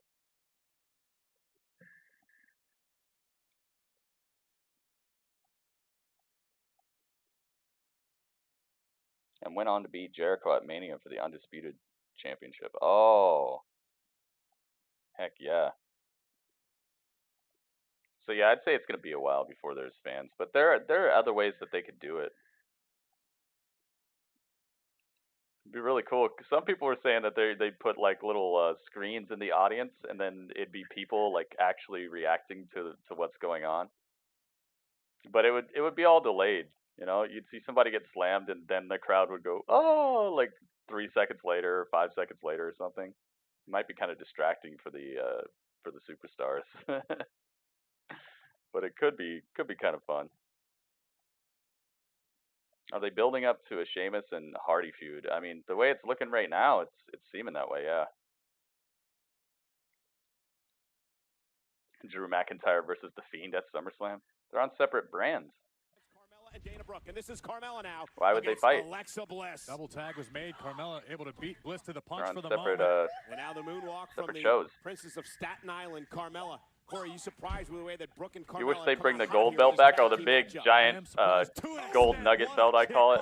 Is it enough to win the gold? Hook of the leg Yeah, now. that's a cool looking Cross has title. to break things up for her team. Nikki Cross had to come almost the whole way across the ring to make that save.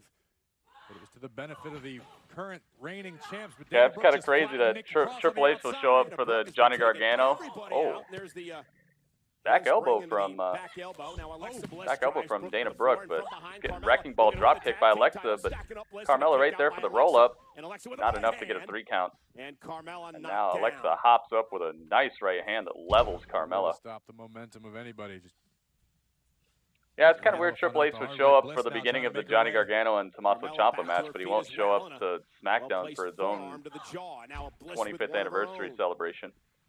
It shows how much he must love look at his NXT. athleticism from Carmela, but Nikki Cross tagged Ooh. herself in. Great call. Carmela did not realize Very, it into the cover, very but nice. doesn't matter because Cross Very is nice leading. tag. Sneaky tag by rolling up Nikki Carmela. Cross. Shoulders down now for Carmela. Catching Kick Carmela out off at guard. two. She didn't know that Tag Nikki team Cross titles was are up for the grabs. legal woman here. Shot to the midsection from Then another Cross. tag? Tag made. Once again legal. Why would you Look at tag? Nikki Cross was looking for the neck breaker. Carmela Tag able back to to the create person who was separation, just kick about now to the midsection, out of there. and a kick to the face of Cross blocked. Cross Kind of a blocked strange it. tag. Oh my goodness, what was that? Whoa. Okay. Wow, it's over. Wow, what a short match.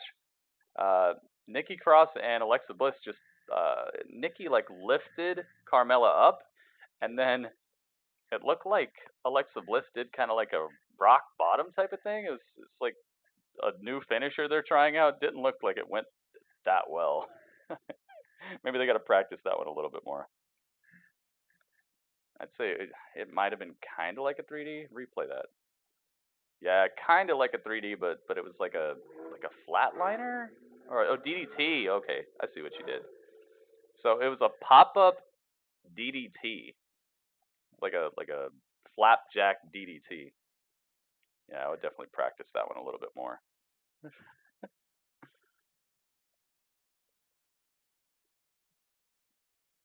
The 3D is a flapjack RKO type of move. This was a flapjack DDT. Uh-oh, we got more Triple H. That was a pretty okay match, I guess. Half of it was a commercial break.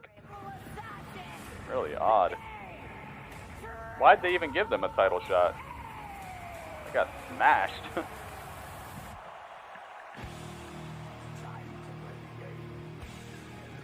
It's the Triple H 25th anniversary celebration.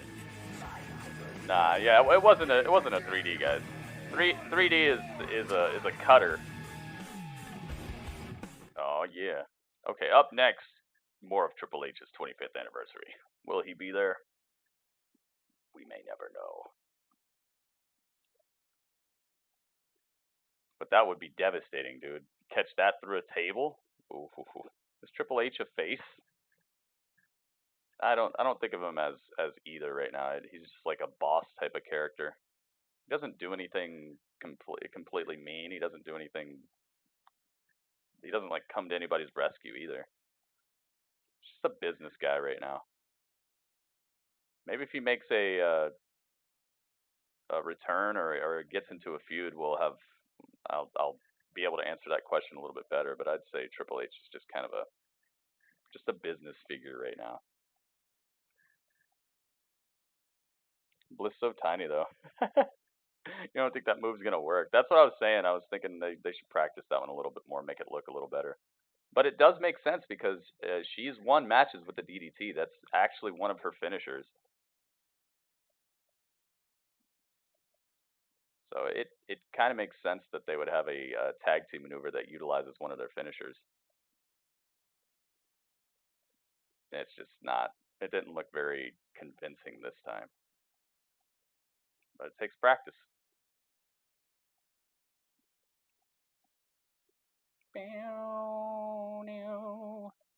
Hey, thank you for following. Got a new follower. 30 minutes long. You think the whole rest of this show is gonna be the Triple H documentary thing or the anniversary? What if I said Triple H was your dad? I'd be like, that's cool, man. Get me an appointment. I want to talk to him. Time to play the game. Is it time to play the game? You guys ahead of me? You guys ahead of me?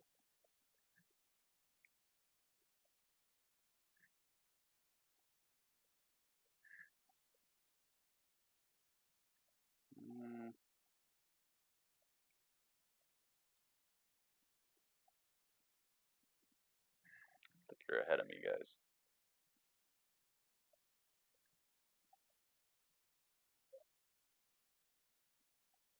He needs to face The Rock one more time. They did tease that. Remember, they even teased that at WrestleMania, didn't they? Not this last WrestleMania, but the one where Ronda Rousey was just in the crowd. The Rock's he's too busy to come hang out with his the people who made him famous in the first place.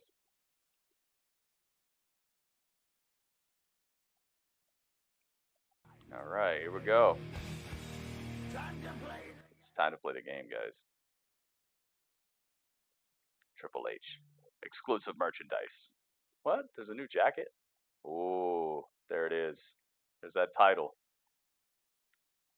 It'd be cool if he wore that. If he like brought it out, came out with it. Daniel Bryan versus King Corbin next week. Oh, that could be fun. Is Triple H coming out? And Otis versus Dolph next week. Will punch their tickets to the opportunity of a lifetime. From the women's division, Mandy Rose will battle Carmela to advance the money. Oh yeah.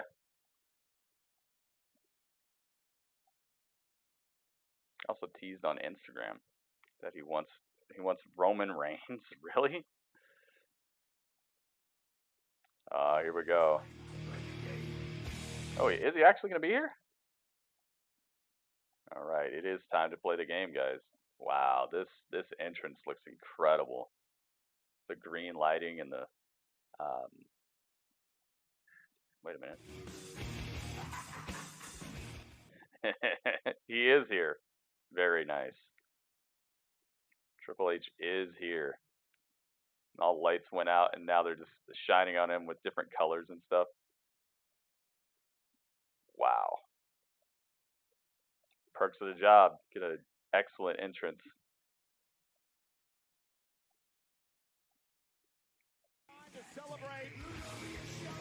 Here he comes. Goodness gracious. It looks so awesome in there. They have some really talented people working for the WWE. What? Some guy just walked past and took his water bottle? A 14-time. Somebody just walked past and took his water bottle? Oh, because he can't spray it? Oh, I see what they did there. They had to take his water bottle because he normally like puts it in his mouth and sprays it all over the crowd. But they took it from him. They're like, no, don't be doing that right now. No, it's not the time for that. Nope. Wow. No spitty spitty. It's hard for me to even believe. 25 years. 25 years. I really just... Really? Oh, nice. Wow, what a nice surprise. An unadvertised Shawn Michaels spotting. Wow. Okay. Wow. I will take it. he has his shirt on in real life, guys. That is awesome. Wow. Unadvertised HBK sighting. So you didn't think you Now were that's going to get to awesome. have this celebration without me, did you? Come on now. All right. 25 years. 25 years of the game. 25 years of the King of Kings. One of the greatest WWE performers of all time. The game, Triple H, 25-year anniversary. And if you're not down with that, I got 2 words for you. Easy. Social distancing, buddy. Social distancing. That's the 2 words. That's the 2 words now, social distancing. That's the 2 words for I you. am here to celebrate this wonderful moment with you. In lieu of this celebration, I sent out literally hundreds upon hundreds of invitations to your closest friends, loved ones, all the people that love and care about you the most in this world. HBK versus Triple H one last time. Banzy.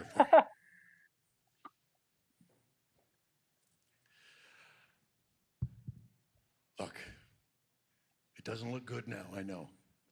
But think about it this way. At least Cole and Corey showed up. I'm pretty sure they're required to be here with the show. But look, think about it this way, dude. You're still a draw. You still got it. You're packing them in. You know, you and I have been friends for the entire 25 years.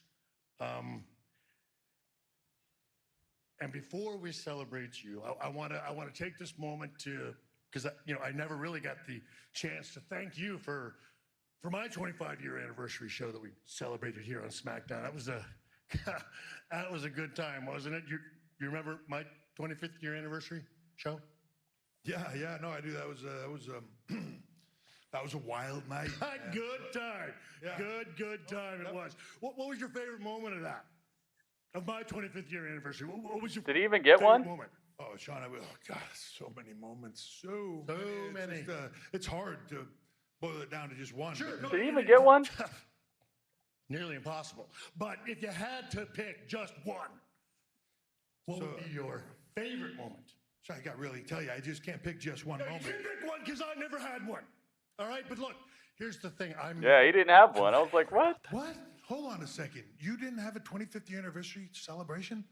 Well, you were supposed to. It didn't happen? What? Oh. When I get to the office, I knew it. Roll. Heads are going to roll.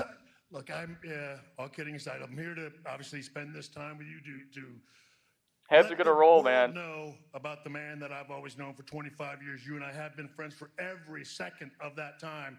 What? And it was only a couple of years into that friendship when you and I got to bring it live in front of the people, for the whole world to see on WWE television in the form of D-Generation X. He's wearing an NXT hat, by the way. We were money. Money. It was a good time. We had fun, but everything we did, boom, it worked. It was flawless execution, one-take wonders. I'm telling you, everything we touched turned to gold, and it rolled out as smooth as immediately. silk. Absolutely. Let's take a look.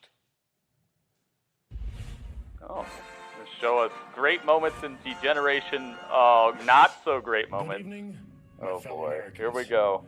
This past week, Degeneration X was deformed. This past week, Degeneration They're gonna X show bloopers. This is awesome. This past week, Degeneration X completed a full sentence. Important thing is, but I mean, tag run DX one? I don't know, man. I have no idea. Summerfest, SummerSlam. Who really gives a shit? It's the second highest selling DVD in WWE history. Second. So what's the first? The Undertaker's. Man, that guy beats you every time. Oh. The first shot at WCW. Go! It's a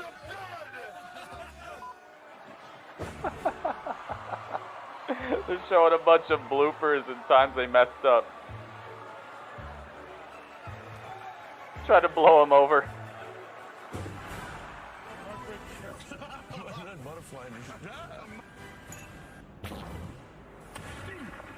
That's it! I can take it Christmas fight. Almost one take. Almost. But even that little stumble didn't trip you up. Wow. Dude, that was only the beginning for you. You would then go on to bigger and better things. 14 world championships. Numerous. That floppy WrestleMania did, it was so appearances. horrible. And more importantly, countless WrestleMania moments. You know, I like to think of myself as Mr. WrestleMania. But I'm telling you, it pales in comparison to what you did at WrestleMania. Let's take a look. Oh no. More bloopers? Oh goodness.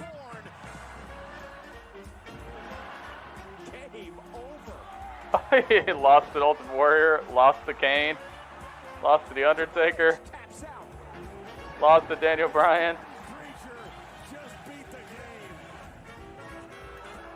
lost to Shawn Michaels, lost to everybody. 8 losses. 9. 10 losses. 11. 12. 13. Wow.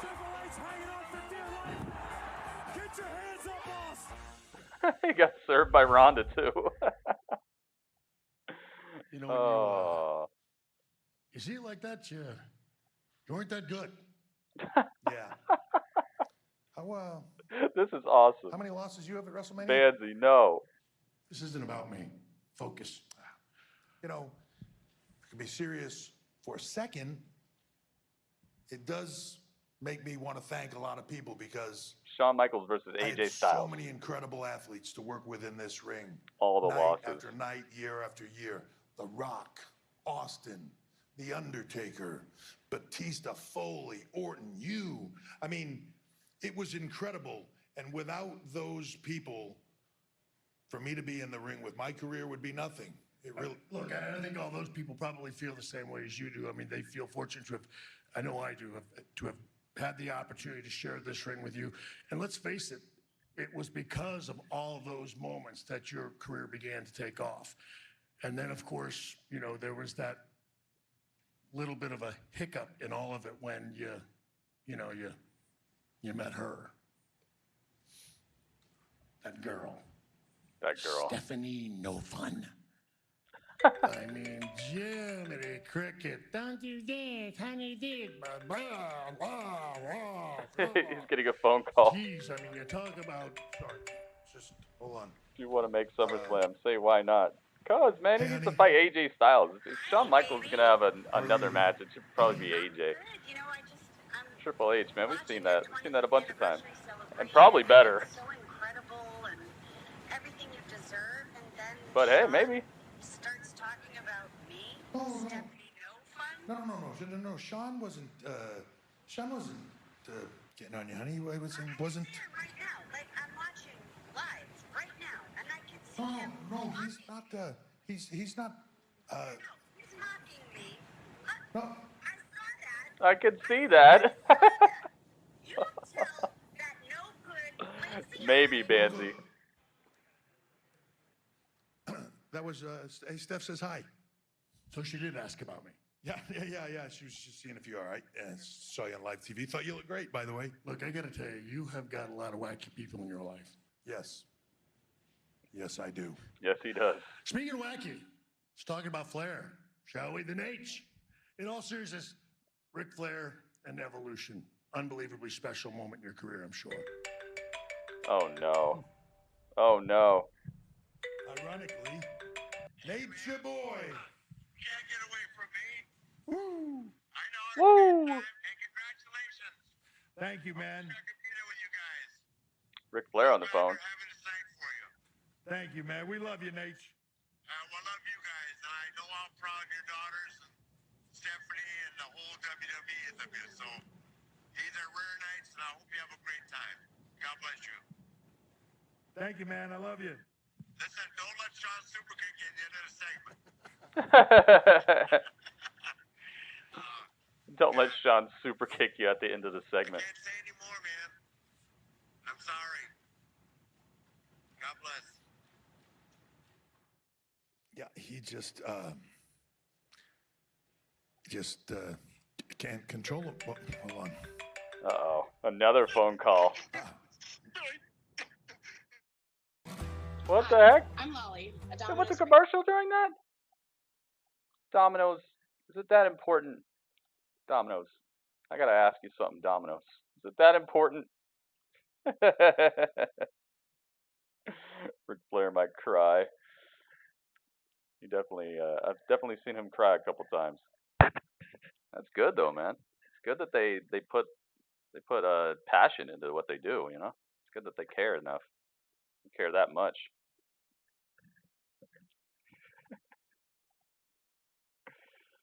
They went to commercial right in the middle of the phone call. Domino's. I'm gonna get you, Domino's. I'm gonna get you. You need Taker next. Undertaker's gonna call him up in a like a really dark basement or something, or at a motorcycle shop because he's the American BA now, apparently. All right, I'll be right back.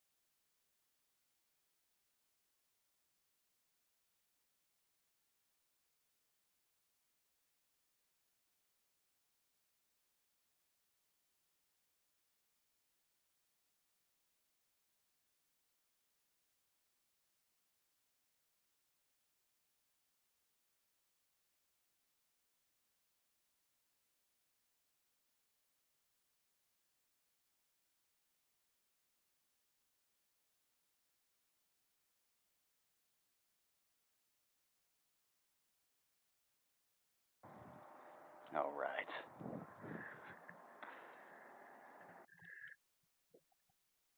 Who was crying? I don't think it was Ric Flair crying though, because I think he had already hung up with Ric Flair, and somebody else had just called, and then we saw like a dark screen, and then you just heard like a little bit of crying or something.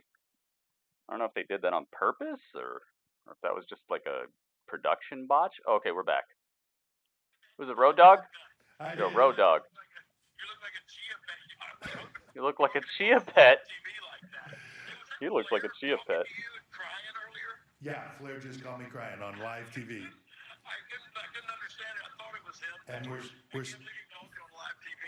bring Dolphin and let him get the DX slime. Oh. Yeah. You know, hey Brian, you know what? Here's something. You know what? You got to stop answering your phone. I mean, look, it's almost time to go. All right, we're gonna have to hurry up and wrap this thing up. Yep, Road Dogg. Don't worry about it. I called Eric Shanks at Fox, cleared the whole thing, said we can go late as we want. As late as they want. Yes. I haven't even got to the Katie Vick segment yet. Yes, please go all night, dude. I would love to have like oh my goodness, no way, no freaking way, Vincent Kennedy McMahon. What? Let's go. Did you? No, sir. Well, hold on one moment. This is obviously going to be incredibly unexpected Vince sighting. This is to your son-in-law. I'll just back out and let you two share this moment of 25 years together. That was touching. Look at that. Thanks, son. So, goodness gracious. Congratulations, Paul. 25 years. That is extraordinary. Really is. Dude. That deserves some hype. Look, come down Dudley. Give you a great big bear hug, and Sean, you and I would do the elbow thing. Dudley, you're getting too hype. And Dudley, you're getting too hype. Dudley. That are standing. Dudley. Yeah. All right. Dudley, you broke the TV. You broke everything.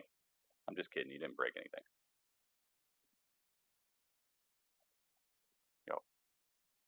You know, that would only be the front row over here just where your family comes from the pay-per-views. The rest of us would be chanting, boring, boring.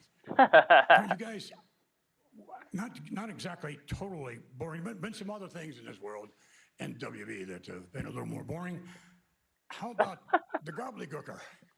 That was a long time ago, but I thought we needed a mascot, so we promoted this great big egg for months. It's like all of a sudden it hatches. It was at a Survivor Series in Hartford, Connecticut, which I think The Undertaker made his debut, and that could have been an omen because when the egg hatched, I expected this great reaction and cheering, and there wasn't a yay, there wasn't a boo, nothing.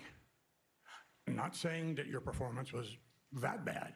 It's more like a Katie Vick kind of like thing. I mean, wow. Triple H was the Some gobbledygooker? of you know this, but here is Paul, my son-in-law. I said it. And he's naked, and he's in a funeral home, and this mannequin thing, and God, I have no idea. Oh no, I remember that. Depths. That was bad.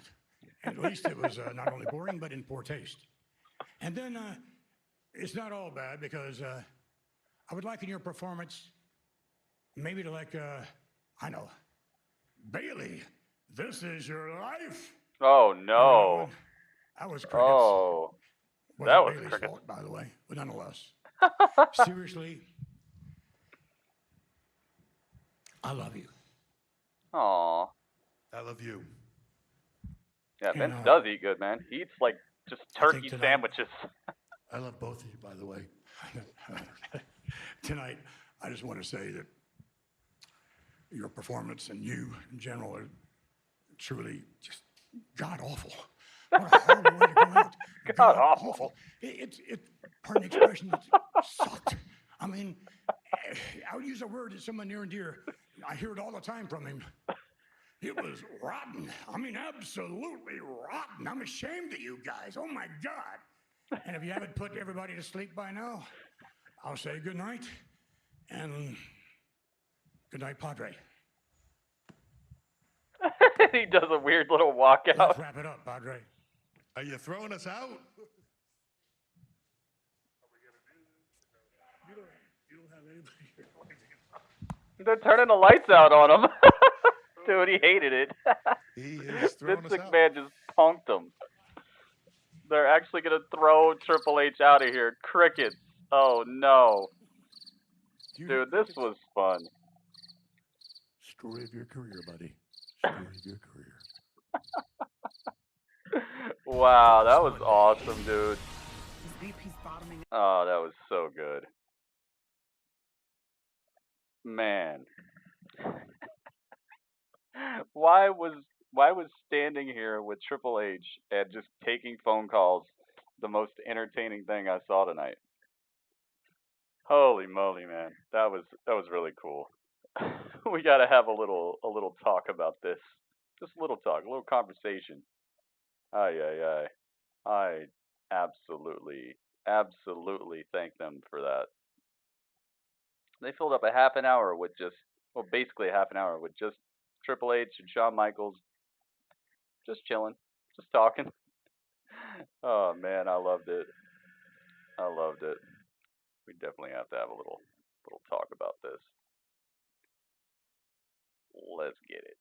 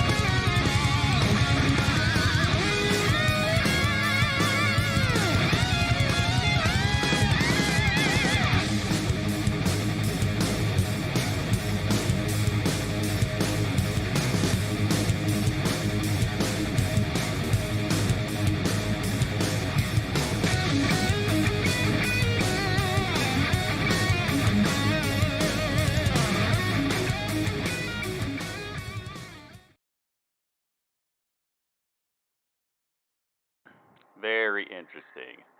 Very interesting. Man, I gotta thank everybody for hanging out with me for SmackDown tonight. That was a pretty okay SmackDown, I would say. But I want to know what you guys thought. So if you'd like to, if you watched SmackDown along with us and you'd like to give us a review here, please type a 1 in the chat. Let me get my background music going. There we go. All right, a little bit of background beats. If I had one dream match for Triple H, who would it be? Today, guys.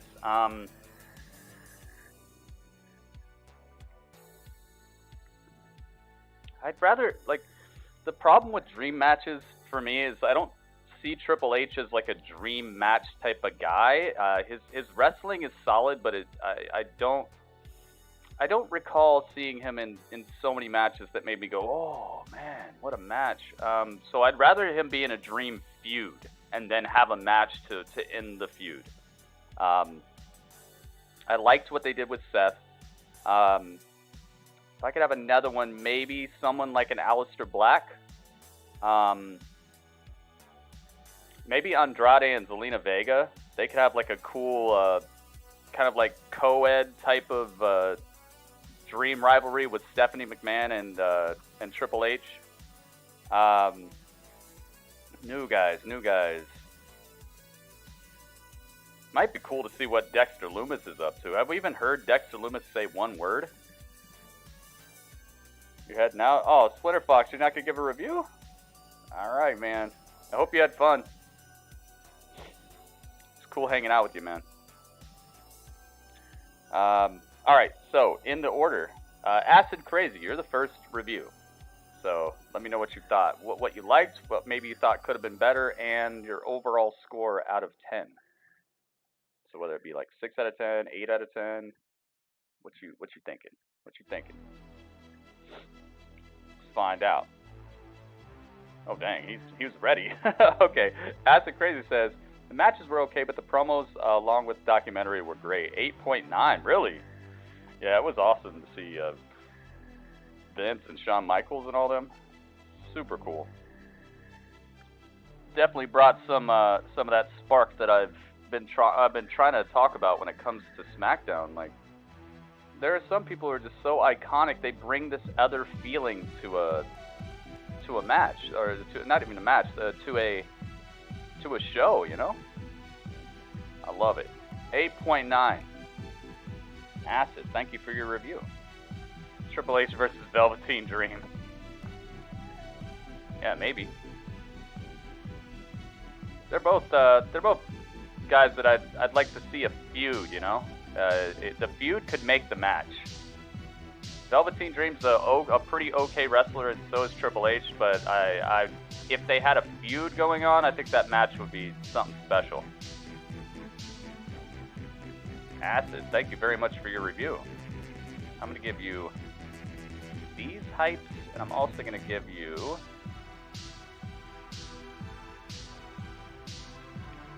a couple lightning bolts. Thank you, Acid. Alright, next would be Banzi. Banzi, your turn for a review. Velveteen Dream versus Goldust. Hey, I'd like to see them be a tag team. Now that would be fresh. That'd be a dream tag team. Dream tag team. Call them Dream Dust or something. Velvet Dust. That would be a great tag team. Oh, weird people the heck out. But them fighting each other would be cool too. You know? Wouldn't that be cool though? That'd be a cool tag team. They would just weird people out. They'd win just by like people being like, ew. Creep people out. So Banzi, your review would be next. What did I really like about this? It was weird that they gave that tag team title match to Dana Brooke and Carmela, and then just let them lose in like one commercial break. So weird. I don't know what to think about that. Sheamus getting his usual squash on was pretty cool, and I also like how Sheamus came back out and got another piece of TV time, harassing Michael Cole, ripping his headset off. It looked like he broke his headset just by ripping it off. Sheamus is so strong. And he looks like $1 million, man. I'm so glad to see him. I remember like, what was it, like a year ago or something? People were like, oh, Sheamus' career is over. It's over, man. I heard bad things. It's done. And now he's just out here wrecking fools. Yo.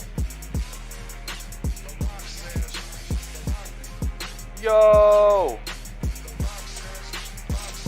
Wait a minute. The Rock says, yo. Sethy Plays says, yo, Sethy. Hang on, I'm going to get this on the screen. Sethy, you are the boss. Chat champion. Thank you very much. $3.99 super chat. Hang on, I'm going to get this on the screen. If I can find it. Find my... That's so weird. It played the sound, but it didn't play the...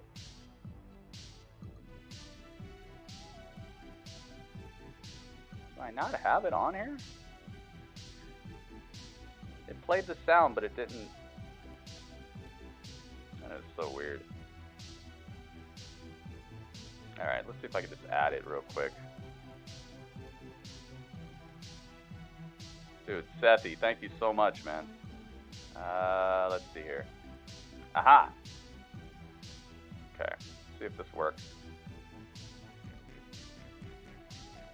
Let's try this again. There you go, my guy. Subscribe and like. Dude, thank you so much. Sethy with another $3.99? Yo, double up. See, now it's going to double up.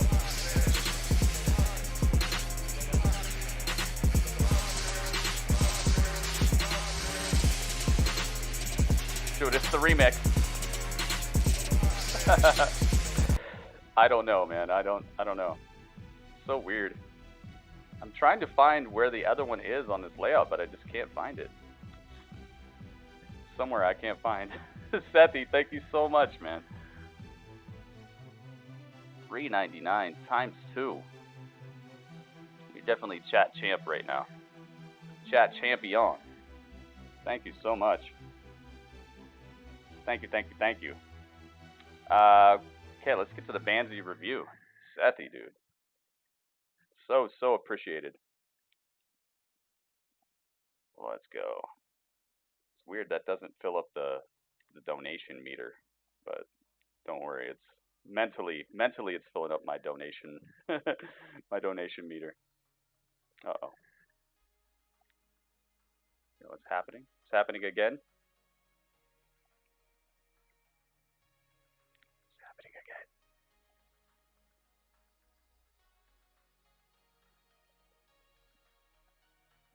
It's not that. It's not this either. I really don't get it.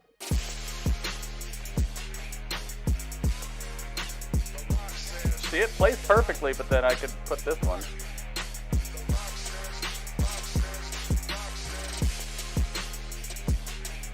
Oh my goodness. The Rock says, I don't know, man. It's doing its own thing right now. And now $4.99? Sethy is tearing the house down. Oh my goodness. Sethy, thank you so much. There are different ones for different money amounts. I think it goes between I think $2 does a different one, $5 does a different one, I think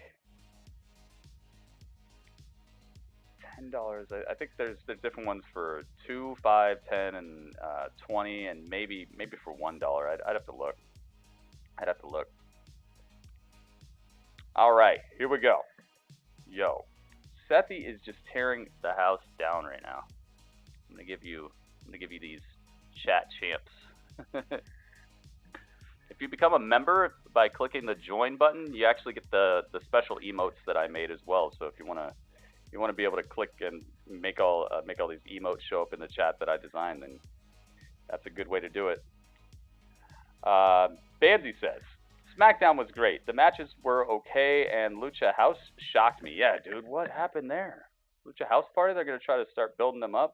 If they are, I hope Kalisto is going to be coming back, because Kalisto Kalisto's money. I like Kalisto a lot. Lindsay and Grand Metalik are not bad at all. Okay, they're I don't know, maybe a little better than Kalisto overall, but I would love if they had the 3-man crew again, because that makes them more of a threat. Especially with people like the Forgotten Sons and the New Day and the Usos and Miz and Morrison. I think having 3 people in their team would make them a little bit more of a threat to these like super huge names, you know. Is this the breakup of Morrison and Miz? I don't know, man. I don't know, but if this is the start of it, that's a good way to show some cracks. Them losing. Oh my goodness. Oh my goodness. Yo. Sethi is just tearing the house down.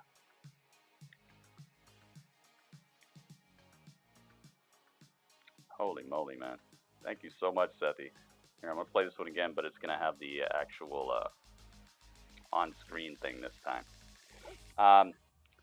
It might be. I love the documentaries, and I hope they push the Forgotten Sons. Yeah, it's starting to look that way, and I'm glad that Jackson Riker actually got some in-ring action. Like, not an actual match, but he looked like a savage force, you know, and he actually slammed Big E on top of Kofi Kingston, and just, they look good tonight. They look good. Vince and Triple H and Shawn was good. The 3 last men in wrestling. 3 last man in wrestling? And Taker? What? And I'm happy Otis versus Dolph, and I hope Otis wins. Dolph already had his title. Time to push Otis. That last one, Gritty. That's the last one. 8.9, he says. My goodness, man. My goodness. I'm telling you, that nostalgia, man. That nostalgia, when it's done right, it can be very, very effective. And the stuff that was on the show besides the Triple H thing, it seems like it really helped the show to have more oomph than a normal SmackDown. Banzy, thank you so much for your review. Banzy, I like it. Banzy, thank you, thank you, thank you. Let's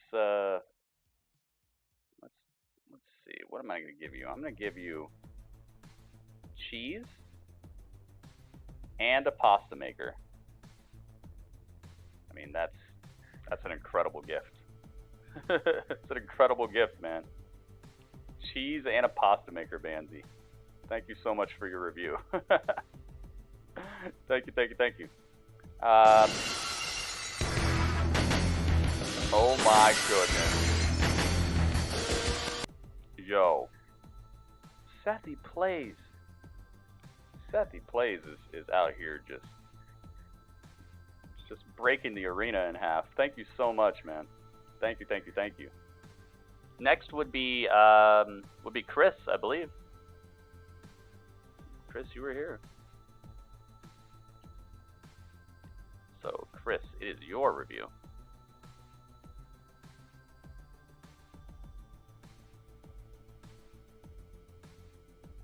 I don't see a question.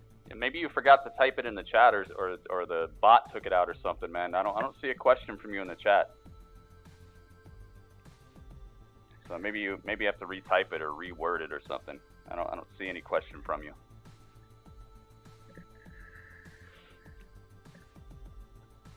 Dude, Seth's cracking 2 cold ones with the whole chat. Sethi Plays. Goodness gracious, man. Much respect.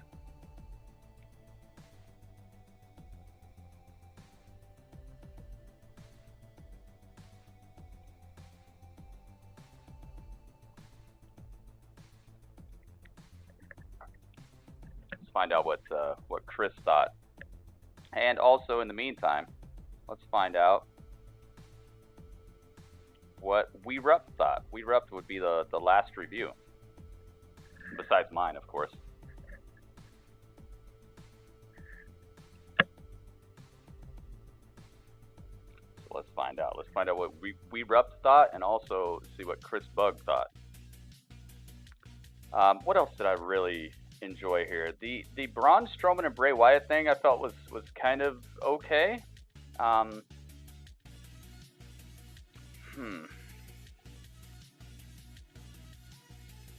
that might have been maybe one of the weaker things, I guess. I think there's a better way of doing that. Maybe they should have just done like a little interview with Braun. Maybe they should have just done like a little interview with him. The pre-cut retrospective of that, of like the career of both of them, their interactions in the past. It was cool, but maybe it's just because I already know all of it. Maybe that's why. So maybe it was well done. I kind of wanted more like of a live thing, or something that's pushing the feud forward a little bit. So maybe they're interviewing Braun, and then you can see like the lights are getting darker as he's talking more and more about his relationship with Bray Wyatt, and then once the lights get really dark, you can kind of see the outline of Bray behind him in the shadows or something, and then the lights go completely out, and you just hear the laugh, and then that's it, and we don't know what happened. Something cool like that, just something live that kind of pushes the feud forward. I think I would have liked that a little bit more. No, I didn't miss it this time, man. But no, if you want a shout out, all you got to do really is just subscribe with your subscription set to public, and your name will pop up in my notifications over here.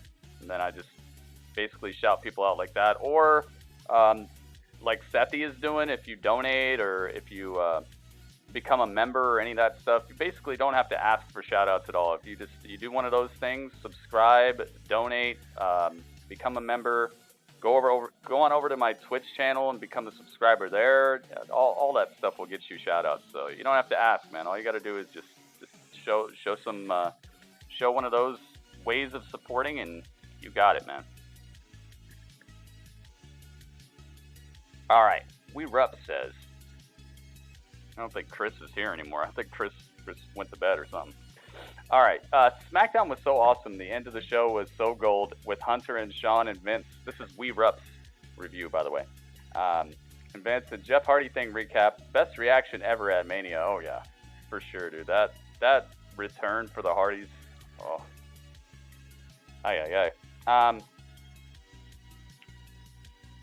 Sheamus trying to hurt Mikey. Matches were solid. Lacey was messed over by Aunt Bailey.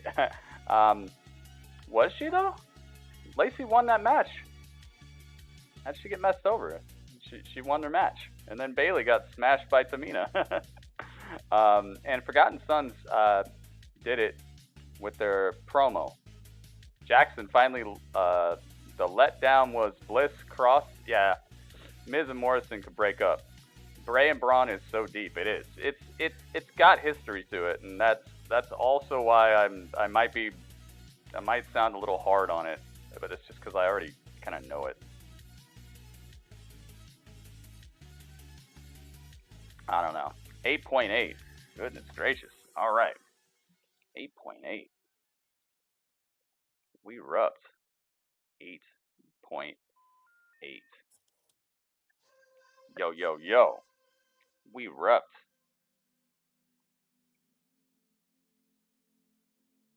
Thank you very much. All right, I'm going to give you a bunch of cool cats and a Daniel Bryan. I think this guy looks like Daniel Bryan. I know it's not Daniel Bryan, but it looks like Daniel Bryan.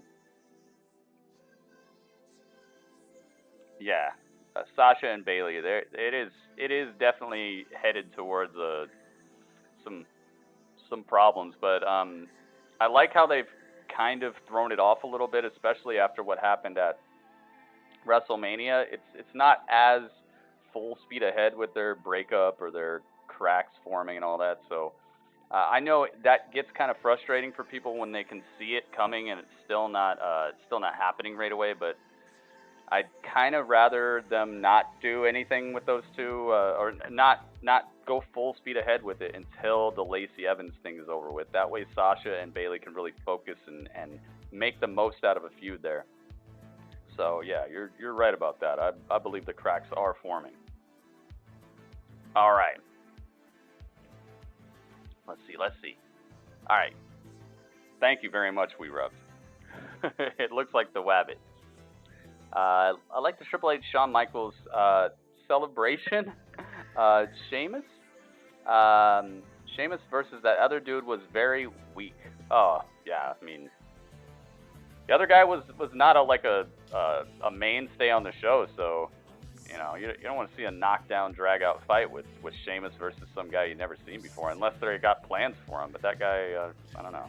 He looked like a cross between Roman Reigns and Damian Priest. I think somebody said that in the chat too. Sasha versus Lacey and Bayley interfered. I wish Shawn Michaels super kicked Triple H. Give it a 10. A 10 out of 10. All right, man. Like I said, if anybody gives anything a 10, I just automatically default it to a 7.75. Thank you very much, Chris. Thank you, thank you, thank you. I'm kind of in the middle of a review show right now. Raw, you gotta chill, man. Just let me deal with these reviews. I'm doing math and I'm reading people's reviews. So you're gonna have to have a little patience if you want me to answer stuff. Yo, Chris. Thank you very much for your review. I'm gonna give you 4 Dudleys. 4 Dudleys and 1 hype. Chris, thank you very much. I don't even know who that other guy you mentioned is.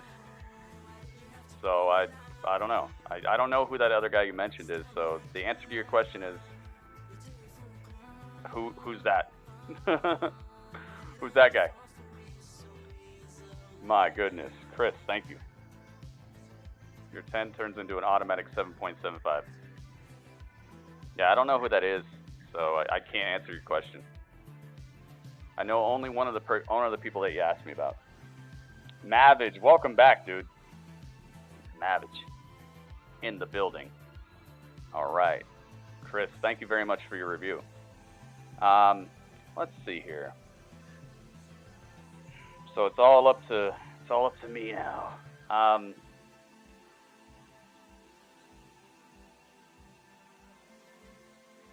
Gosh, there was some kind of weird choices here. I like the Baron Corbin versus Drew Gulak match better than expected.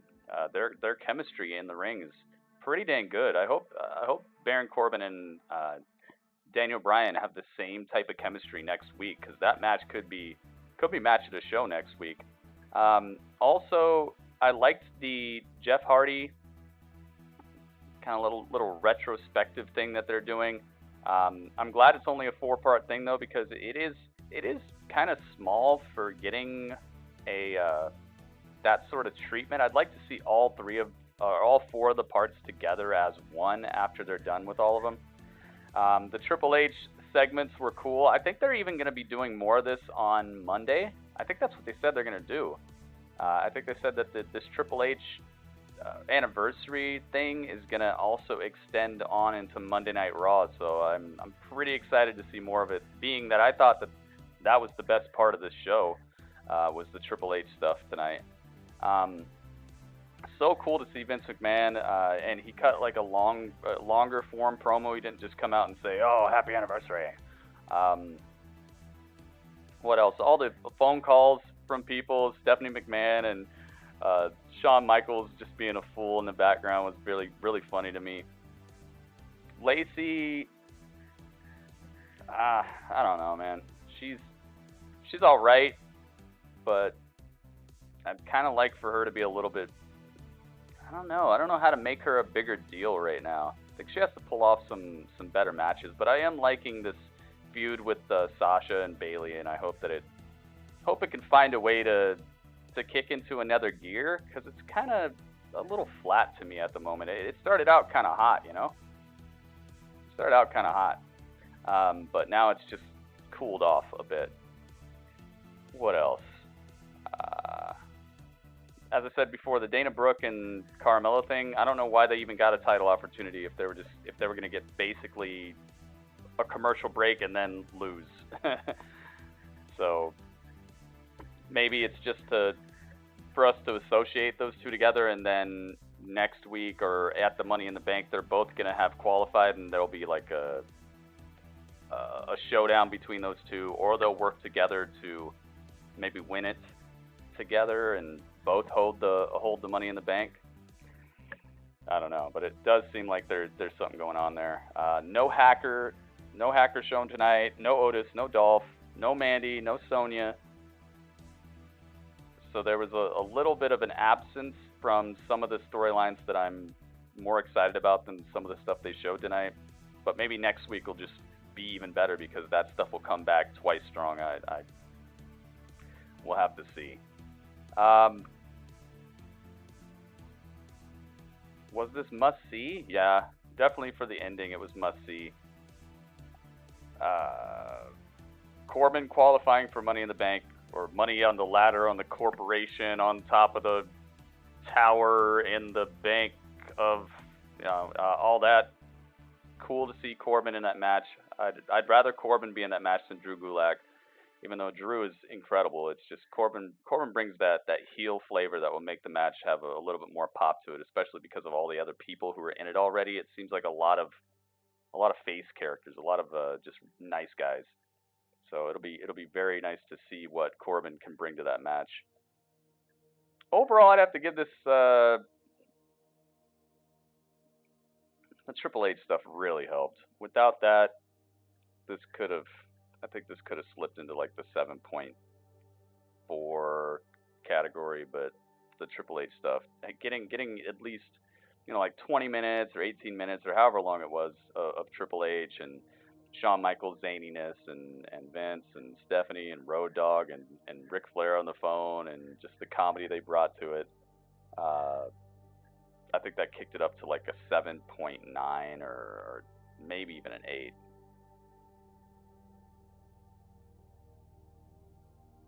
Yeah, I'll give it a 7.9.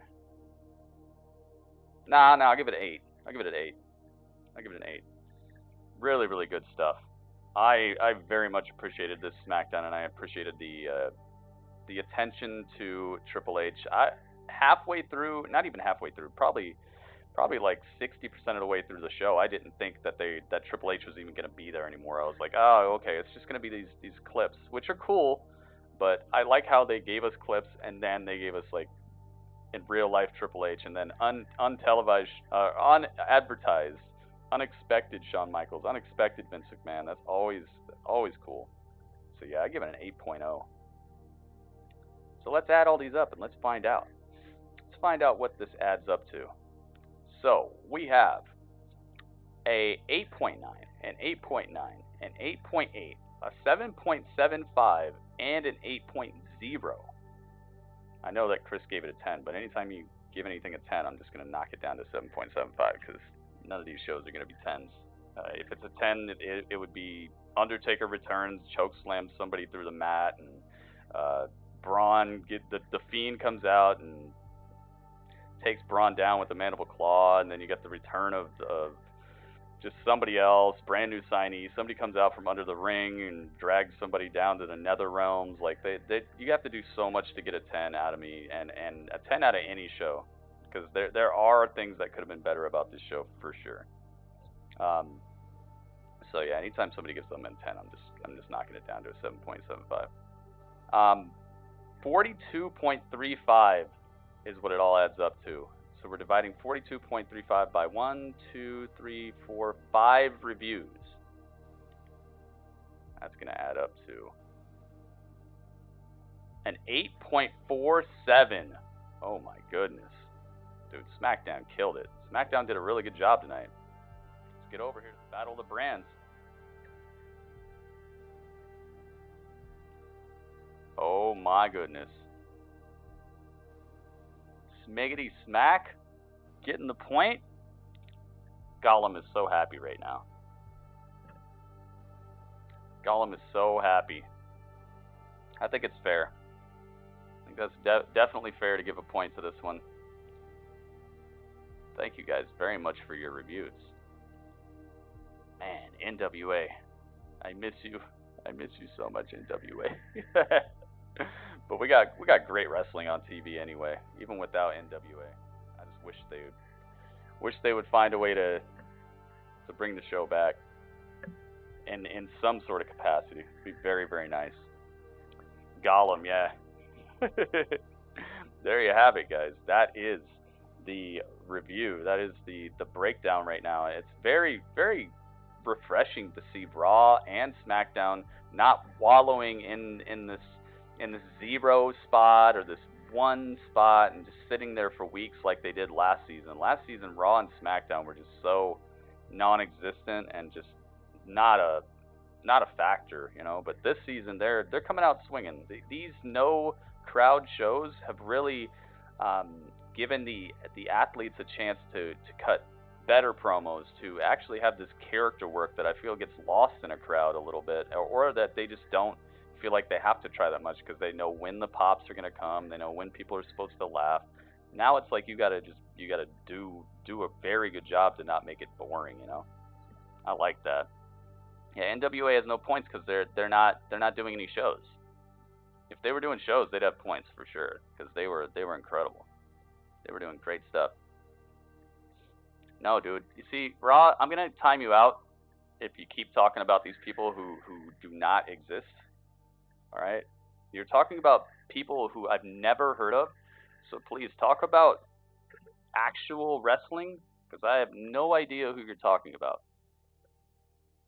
Okay, please. All right, you're teetering on the edge of being a trollish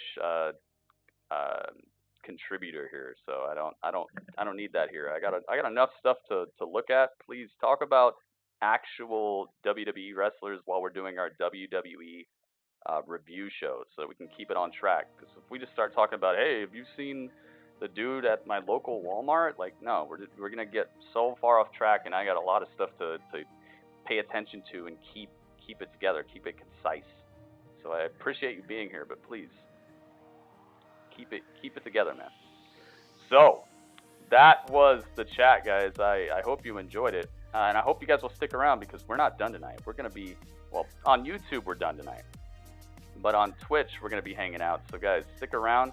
Thank you so much to everybody who contributed. Thank you to Sethy Plays for being the chat champion, coming through with incredible amounts of compensation, incredible amounts of contributions. And also thank you to Mo with the 6 months as a member, just killing it, being the franchise. And I hope you guys enjoyed the review, because that